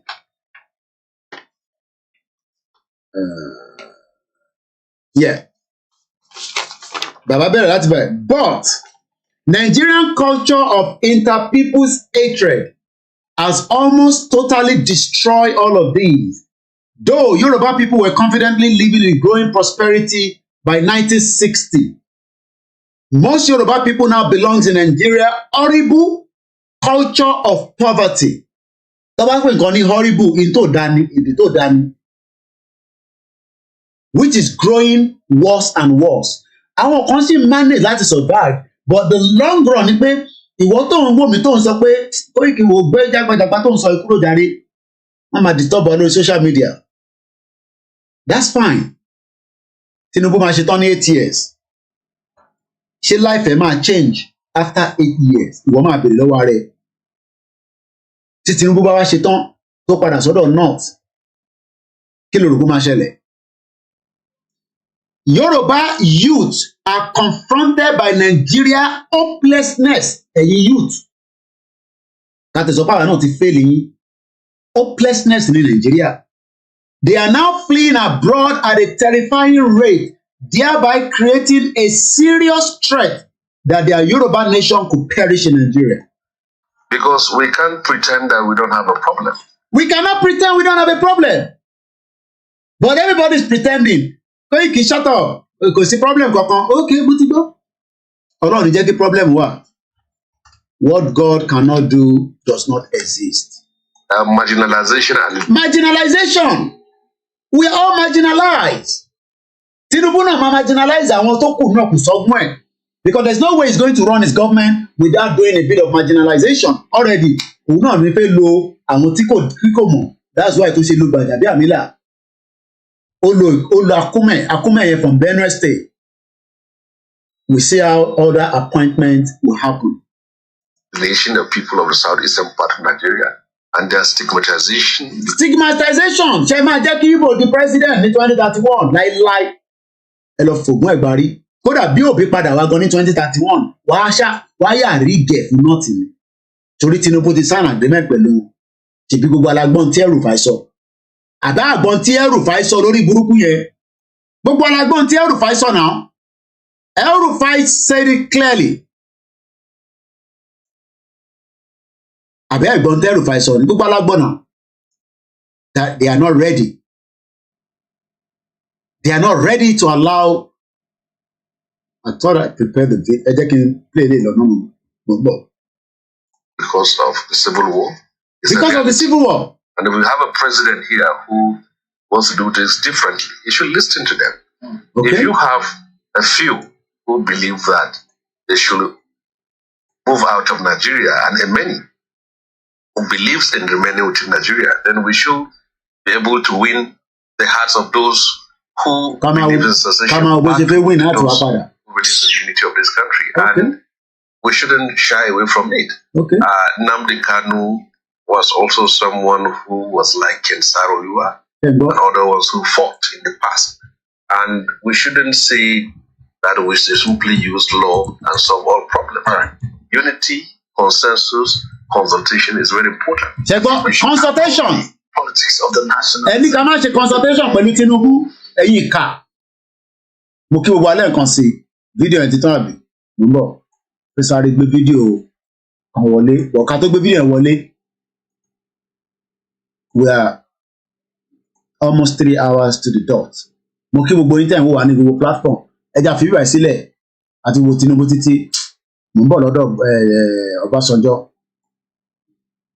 Mo fẹ́ ká lọ gbọ́ fídíò kan tí mo rọ́mọdé, mo rágbàlagbà, mo kí yín, and I welcome us into the conversation. Let's gbọ́ fídíò yìí. Àwọn tó ń protest civil disobedience ní London. I was arrested by a young woman. So at the same time, you're under arrest for a breach of Section 12 of public order. I was arrested by a young woman police officer. She put my hands behind my back and handcuffed me. She was very professional and very calming. She wanted to develop her skills and like catch murderers, which I'm all for. I doubt this old grandmother walking in the road is her top priority. The police have a very powerful, intimidating role because they've arrested me, they've locked me up, they've shouted at me to get off the street. When they're friendly, they're gathering intelligence. And when I went in that cell, because I've never been in a cell, the first 5 minutes I felt like, really, where am I? What's going on? And I didn't know whether I was going to be okay or not. And I prayed so hard because I felt I was doing what I should be doing. And I felt this wonderful peace and strength come over me, and I was absolutely fine. I'm not going to stop. I won't stop. You can keep arresting me, and I'm not going to hurt any. Ẹ má bínú ẹ̀ńtẹ̀ wà lórí Ọláyẹmí Kóìkì rẹ̀ mention pé audio yẹn ò jáde. My backend team is just telling me that kò sí audio rárá. So how people sit down there and nobody says anything is what I don't know. Apology to those of you there. So let's refresh. ẹ má bínú aláti slow down ká fi start again. Ẹ̀yin tẹ́ bá ń jáde ẹ máa wà careful. Ajá kan ó gégé ọ̀kan jẹ ní London ní bíbá. Àwọn màlè kan oríṣiríṣi ajá olóṣèlú ló máa ń kó káàkiri kọ́nà kó ṣàánú wa. Anyone. I'm not going to be angry at anyone. I'm not going to say a bad word to anyone. Ẹgbọ́n kan tí wọ́n máa ń sọ ní bíbá ẹ̀, ó ní I won't stop because she believes in what she's doing even though she has been arrested. We cannot be one again and we will never be one. I'm not going to stop. I'm not going to stop. I won't stop. You can keep arresting me. And I'm not going to hurt anyone. And I'm not going to hurt anybody, which is what we are doing. We are not also hurting anybody. So you can feel silent. OBJ just for a few minutes. Crisis. And of course, everywhere in the world, people were concerned. But that was what led to the Secretary General of the United Nations appointing me as a special envoy. But after you were appointed, if I may interrupt, what we saw in January was a new military offensive, this time on behalf of both the Congolese army and the Rwandan army in a joint operation, a massive offensive against the Hutu militiamen in the east. Was that something you were in favor of? On the 7th of November last year, the leaders of the Great Lakes region called for a summit. The Secretary General of the United Nations himself was at that summit. The leaders of AU were at that summit. And that summit took certain decisions. One, to confirm my appointment, not only as a special envoy of the Secretary General, but also as facilitator, mediator for the Great Lakes region and for the AU, and also for President Benjamin Mkapa, the former president of Tanzania, to join me. Again, are you in favor of these joint military operations, Congolese army and Rwandan army working together to try to use the phrase used by the president of Rwanda, eradicate the Hutu militias? Do you favor them? At that point, the main problem. Bó ṣe ní kó lọ pa àwọn ọmọ OPC, bàbá burúkú yìí, òun ló give order pé kó lọ pa gbogbo àwọn ọmọ OPC níjọ́ náà lọ́hùn kó tó di pé bá dé bá máa burúkú tẹ̀ ń wò yìí. Ó waste ẹ̀mí àwọn èèyàn gan while he was the president. A wá máa lọ sí church, a lọ máa tọrọ foríjì. Of the humanitarian crisis happening stemmed. But on the 7th of November, as I told you, when the leaders of the Great Lakes met in Nairobi, President Kagame, I'm just going to forward it a little bit, through a nationwide democratic election. So he has that. Sherry gbogbo àwọn bàbá yìí, they have destroyed so much that sometimes Taba play back and we ask ourselves, and this is going to be our last video. How many minutes? Okay, money 15 minutes. Because the next one here is about 8 minutes. I do not own the copyright. Mafeka enjoy gbogbo 10 minutes. Keep my boy lára yín. Every day is níbẹ̀. All criminals. Enjoy it and I'm coming back. How many cars do we have in Nigeria? How many cars?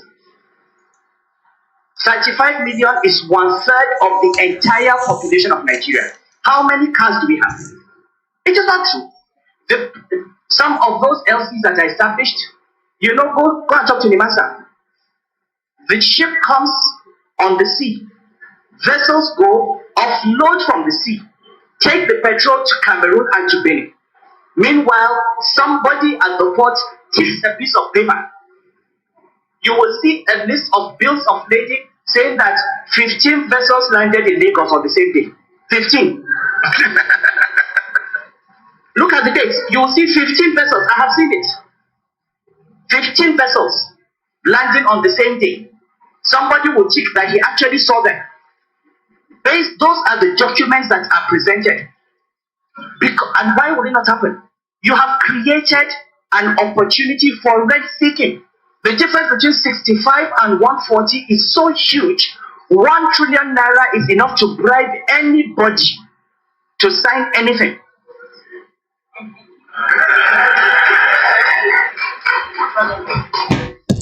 Okay, I'm ready to believe that 1 trillion cannot bribe body, so maybe you need 5 trillion. But the point I'm making is that we talk about corruption. But corruption thrives on opportunities that we create for people to be corrupt. And you need to shut off those opportunities.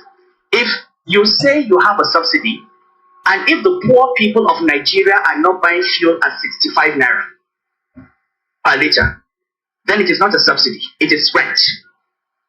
So what we are saying is, I am not a proponent for removal of subsidy, I'm a proponent for removal of rent. Now let's look at the impact of this distortion on the system and on the economy. And let us talk about the areas that we are going. I'm speaking for Ngozi and for designing here and everybody. Let us talk about the things we all agree on. We all agree that there is corruption in government and that it needs to be addressed. We all agree that there is waste in government and we need to cut off on expenditure that is not reasonable. Okay? We all agree that government has been inefficient, that delivery has not been good, and that we need to improve on execution and delivery. Okay? So we're not here to debate that. And as Nigerians in the public and private sector, we are all responsible. I go to private sector meetings and they say government is so corrupt. I say, how many of you can swear that in your life you have not offered a government officer bribe? How many? Because corruption is the private sector that bribes public officers. So we all have to stop. So let us not argue about that. Let us agree that this is not the issue today. It's not about saying that the government has earned your trust. Now let's look at the impact on the economy of this subsidy. Between January, I'm giving you more facts. I mean, other than facts given by the Coalition Minister. Between January and November, the total amount of foreign exchange we sold to petroleum marketers at WDAF and Interbank was in excess of $8 billion. Over the same period, the total amount of subsidy that was given to these same marketers was another $8 billion. That is 16 billion. 16 billion. Now I'm going to ask you, it's actually 16.2 billion if you want to know the numbers. Now do you know what? The total amount, at least from my records, the total amount of money that the government earned that came to us in the Federation Reserves from the entire oil sector in the same period was 200,000 less than that. We spent more money paying for LCs and paying subsidy than we earned from the oil sector. Now ask yourselves, is this a country? Is this an economy? We have spent 1.4 trillion naira, one third of total government expenditure, subsidizing for petroleum products. I'll give you another number. Ngozi has given you reserves per capita. Isa Remu said, let's talk about production. Let's talk about production. We produce 2.2 million barrels a day. With our population of 160 million, every day Nigeria produces 1 barrel of oil for 80 Nigerians. Okay? 1 barrel for 80 Nigerians. Look at all the other OPEC countries. The nearest to us is Algeria, which has 1 barrel for 30. And Algeria is a gas producing country. Saudi Arabia produces 1 barrel of oil for every 3 citizens every day. Okay? Now, you produce 1 barrel for 80.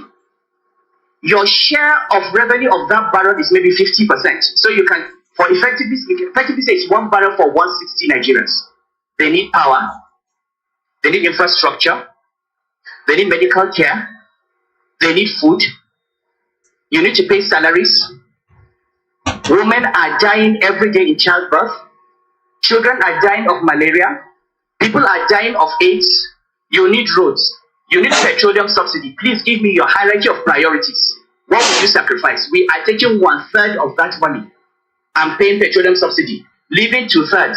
And out of that 2/3, Ngozi will tell you 70% goes to pay salaries. Same people talking about government expenditure. If you say you're going to retrench workers in the civil service, they'll be up in arms.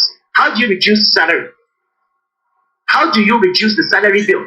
The same people that have said we want minimum wage of 18,000 naira are saying you are spending too much. Where is the money going to come from?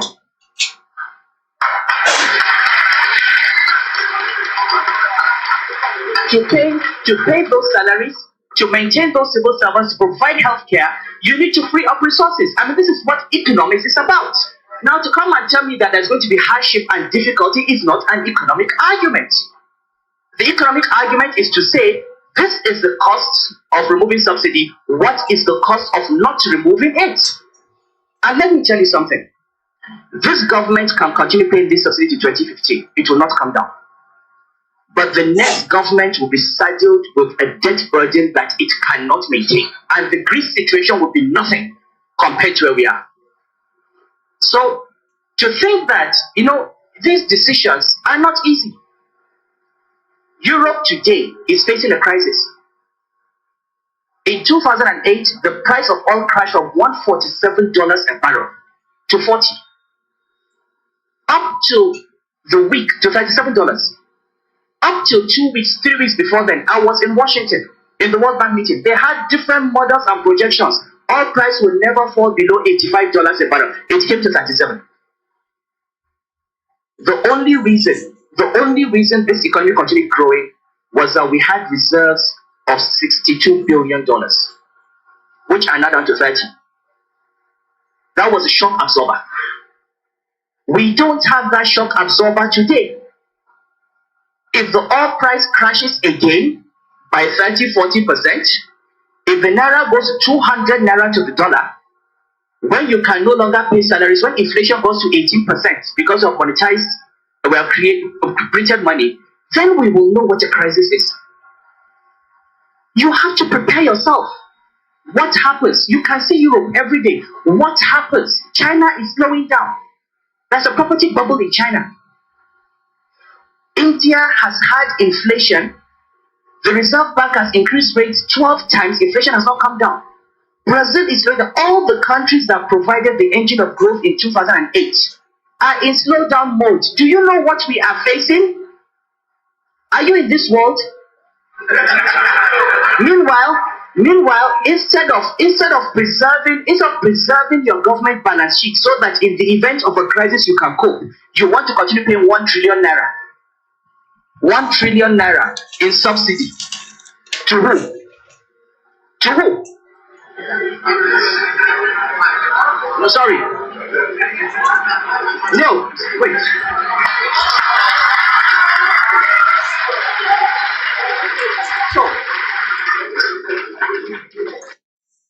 I hope you enjoy the last video, and we are now 5 minutes to the end of our program. I'd like to appreciate every one of us that have joined the broadcast, whether you are for or against the disintegration of your beloved country, whether you are one that wants to keep it or not. But one thing is, we can no longer live in denial. The negotiation will continue. The negotiation will happen. Nobody can stop the Yoruba people from asking for their right. The Yoruba-speaking tribe of Nigeria has been accepted as the 45th member of the Unrepresented Nations and Peoples Organization. Leader of the Yoruba World Congress, Professor Banji Akintoye, says the membership represents a very important step in the collective quest of well-meaning Yoruba people to achieve the goal of dignity and self-determination. It is my great pleasure and pride to inform you that the Yoruba nation has been admitted to the membership of UNPO. UNPO means Unrepresented Nations and Peoples Organization, with its headquarters in The Hague. The UNPO expressed their gladness to welcome the Yoruba nation as a new member of UNPO, and they are looking forward to working with us. It is important because it is a great stride, and it represents a very important step in our collective quest to achieve the goal of dignity in the country in which we live, and also to achieve the goal of self-determination for our nation. Our Yoruba nation now has a voice on the international stage via the machinery of the UNPO, which maintains a permanent presence before the United Nations and before other international agencies like the European Union, the African Union, the United States government, and the governments of various other countries across the world. The Yoruba speaking. On that note, we go and listen to Jekomo Tabapadawa. We start winding the program down. And I say very good afternoon. And thank you so much to everyone that have joined us throughout the program. We hope you've been able to enjoy and learn reasons why we, the Yorubas, are asking for the right to self-determination. Our right will be respected, just as other countries' rights are also respected. Moki Professor Adebanji Akintoye, Moki Baba Chief Ayeloge, Moki gbogbo ọmọ Yorùbá káàkiri, Moki gbogbo àwọn ẹgbẹ́ kọ̀ọ̀kan láti ìlà North America, láti ti UK, Canada, and ti Nigeria. Moki gbogbo àwọn balẹ̀ Yorùbá, Moki gbogbo èyí tí ẹ jókòó fún transmission tí a tún gbé wá ní ọ̀sán yìí. Bí ṣe sọ tí a bá ní strength, a padà wá ní alẹ́, if otherwise, ó tún di ọjọ́ mi ọjọ́ rẹ̀. Ẹ keep an eye pẹ̀lú gbogbo program tí à ń gbé wá lórí ètò tí KOKIMEDIA. Navy blue check. Jakamo. Jakamo. Jakamo. Jakamo. Jakamo. That's it. That's it. On that you are confused. It might be too much. It might be too much. It might be too much. That is too much. It might be too much. Jakamo. Jakamo. Let's go. For that island of black. Navy blue check. Jakamo. Jakamo. Jakamo. Jakamo. Jakamo. That's it. That's it. On that you are confused. It might be too much. It might be too much. It might be too much. That is too much. It might be too much. Jakamo. Jakamo. Let's go. For that island of black. Navy blue check. Jakamo. Jakamo. Jakamo. KOKIMEDIA, we're bringing you one. For that island of black. Navy blue check. Jakamo. Jakamo. KOKIMEDIA. Jakamo. Jakamo. That's it. That's it. On that you are confused. It might be too much. It might be too much. It might be too much. That is too much. It might be too much. Jakamo. Jakamo. Let's go. For that island of black. Navy blue check. Jakamo. Jakamo. Jakamo. Jakamo. Jakamo. That's it. That's it. On that you are confused. It might be too much. It might be too much. It might be too much. That is too much. It might be too much. Jakamo. Jakamo. Let's go. For that island of black. Navy blue check. Thank you so much. Have a very great afternoon. Enjoy the rest of the evening, the afternoon, from wherever you are, nílẹ̀ Yorùbá, ní abroad, ní Africa, ní Asia. Èmi náà ni àbúrò yín, ẹ̀gbọ́n yín, bàbá yín, bẹ́ẹ̀ ṣe máa ń pè wá, Ọláyọmí Kóìkì, tí gbogbo yín mọ̀ sí KOIKIMEDIA, bringing the world closer to your doorstep. Mo kí gbogbo àwọn colleagues wa tí a jọ ń ṣe ìrìn àjò náà. Ọba Elédùmarè, what God cannot do does not exist. Ní orúkọ ti bàbá àti tọmọ, inshallah wa kudratu láì láṣẹ àwọn tó láyé tó lọ́run, kò sẹ́nì kankan tó lè stop ìrìn àjò Yorùbá nation. Wọ́n tí ì bí ẹni náà dá nítorí pé Yorùbá nation òun ni tiwa, kò dẹ̀ sẹ́ni tó lè yọ kúrò. Amẹ́ríkà ò tó bẹ́ẹ̀, UK ò tó bẹ́ẹ̀, bọ́bá dánwò wá parẹ́ pátápátá. The worst case is àjọ máa jókòó láti negotiate bá ṣe máa kúrò ní. Salutation to all our fathers, our mothers, and everyone that is working quietly. Ẹlòmíì àtẹ̀lé sọ pé ibi báyìí ló bá ṣe dé, but they are not stopping and they are doing their best. Ìwọ náà ṣe best tiẹ̀, stop complaining, stop mourning. Bye for now.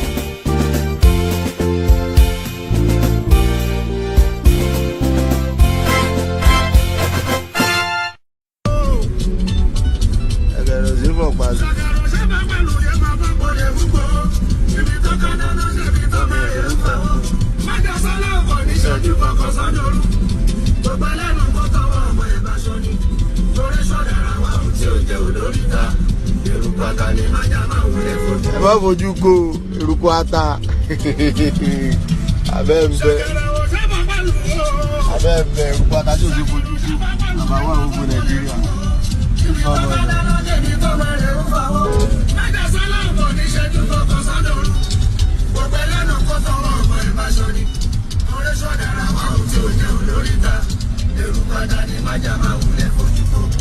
Ẹ bá fojú ko ata ẹ lójú.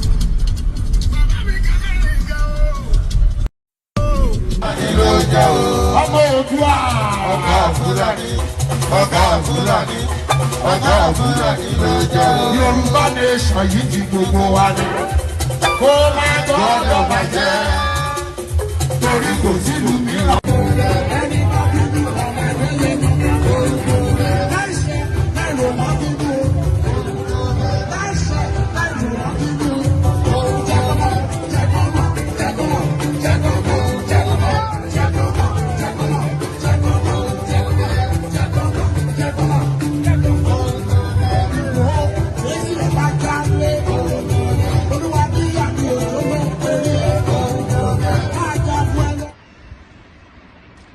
Life is so funny. You come with nothing, then fight for everything, and later leave everything and go back with empty hand. God is powerful. Ojo gàté, kò jọ gàté. Yorùbá nation ṣe bí eré, ó kéde ara rẹ̀. Yorùbá nation rèé o, ó dúró nàtán. Yorùbá nation, ó dúró gédégbé làwa wà. Ó dúró gbáǹkéké, ó dúró gbáǹkọ́gbì bí ọ̀pá ọ̀ranyàn káàkiri nílẹ̀ Amẹ́ríkà. Ìlú tí a tẹ̀dó sí orókè Oòduà, onílẹ̀ Yorùbá kò lè farasin. Yorùbá nation ti dúró nàtán fáyé rí ní USA.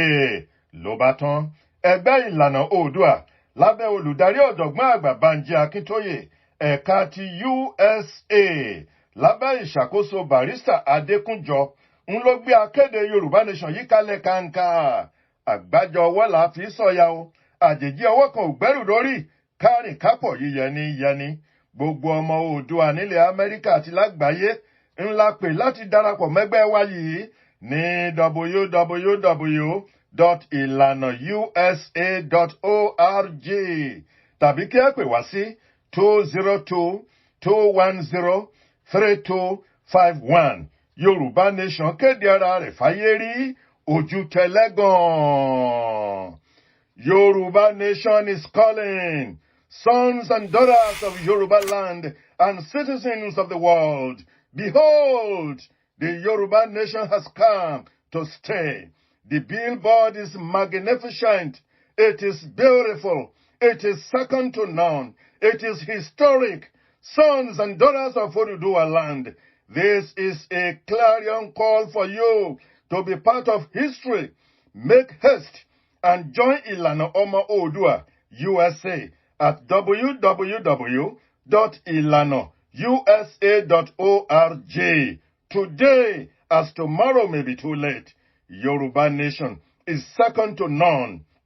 Call us today at 202-210-3251. Yoruba Nation, Ògo Adúláwọ̀.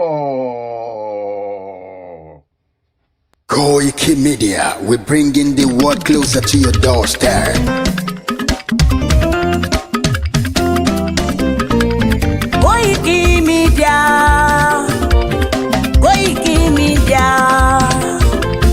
Koikimedia, we bringing the world closer to your doorstep. Koikimedia.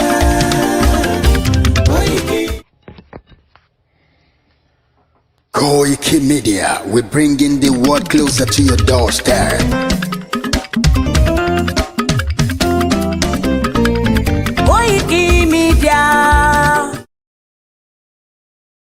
Koikimedia, bringing the world closer to your doorstep. Have a very good afternoon. Thank you so much. Assalamu alaikum. Blessed to all our Christians and all our traditionalists across the world. Bye for now.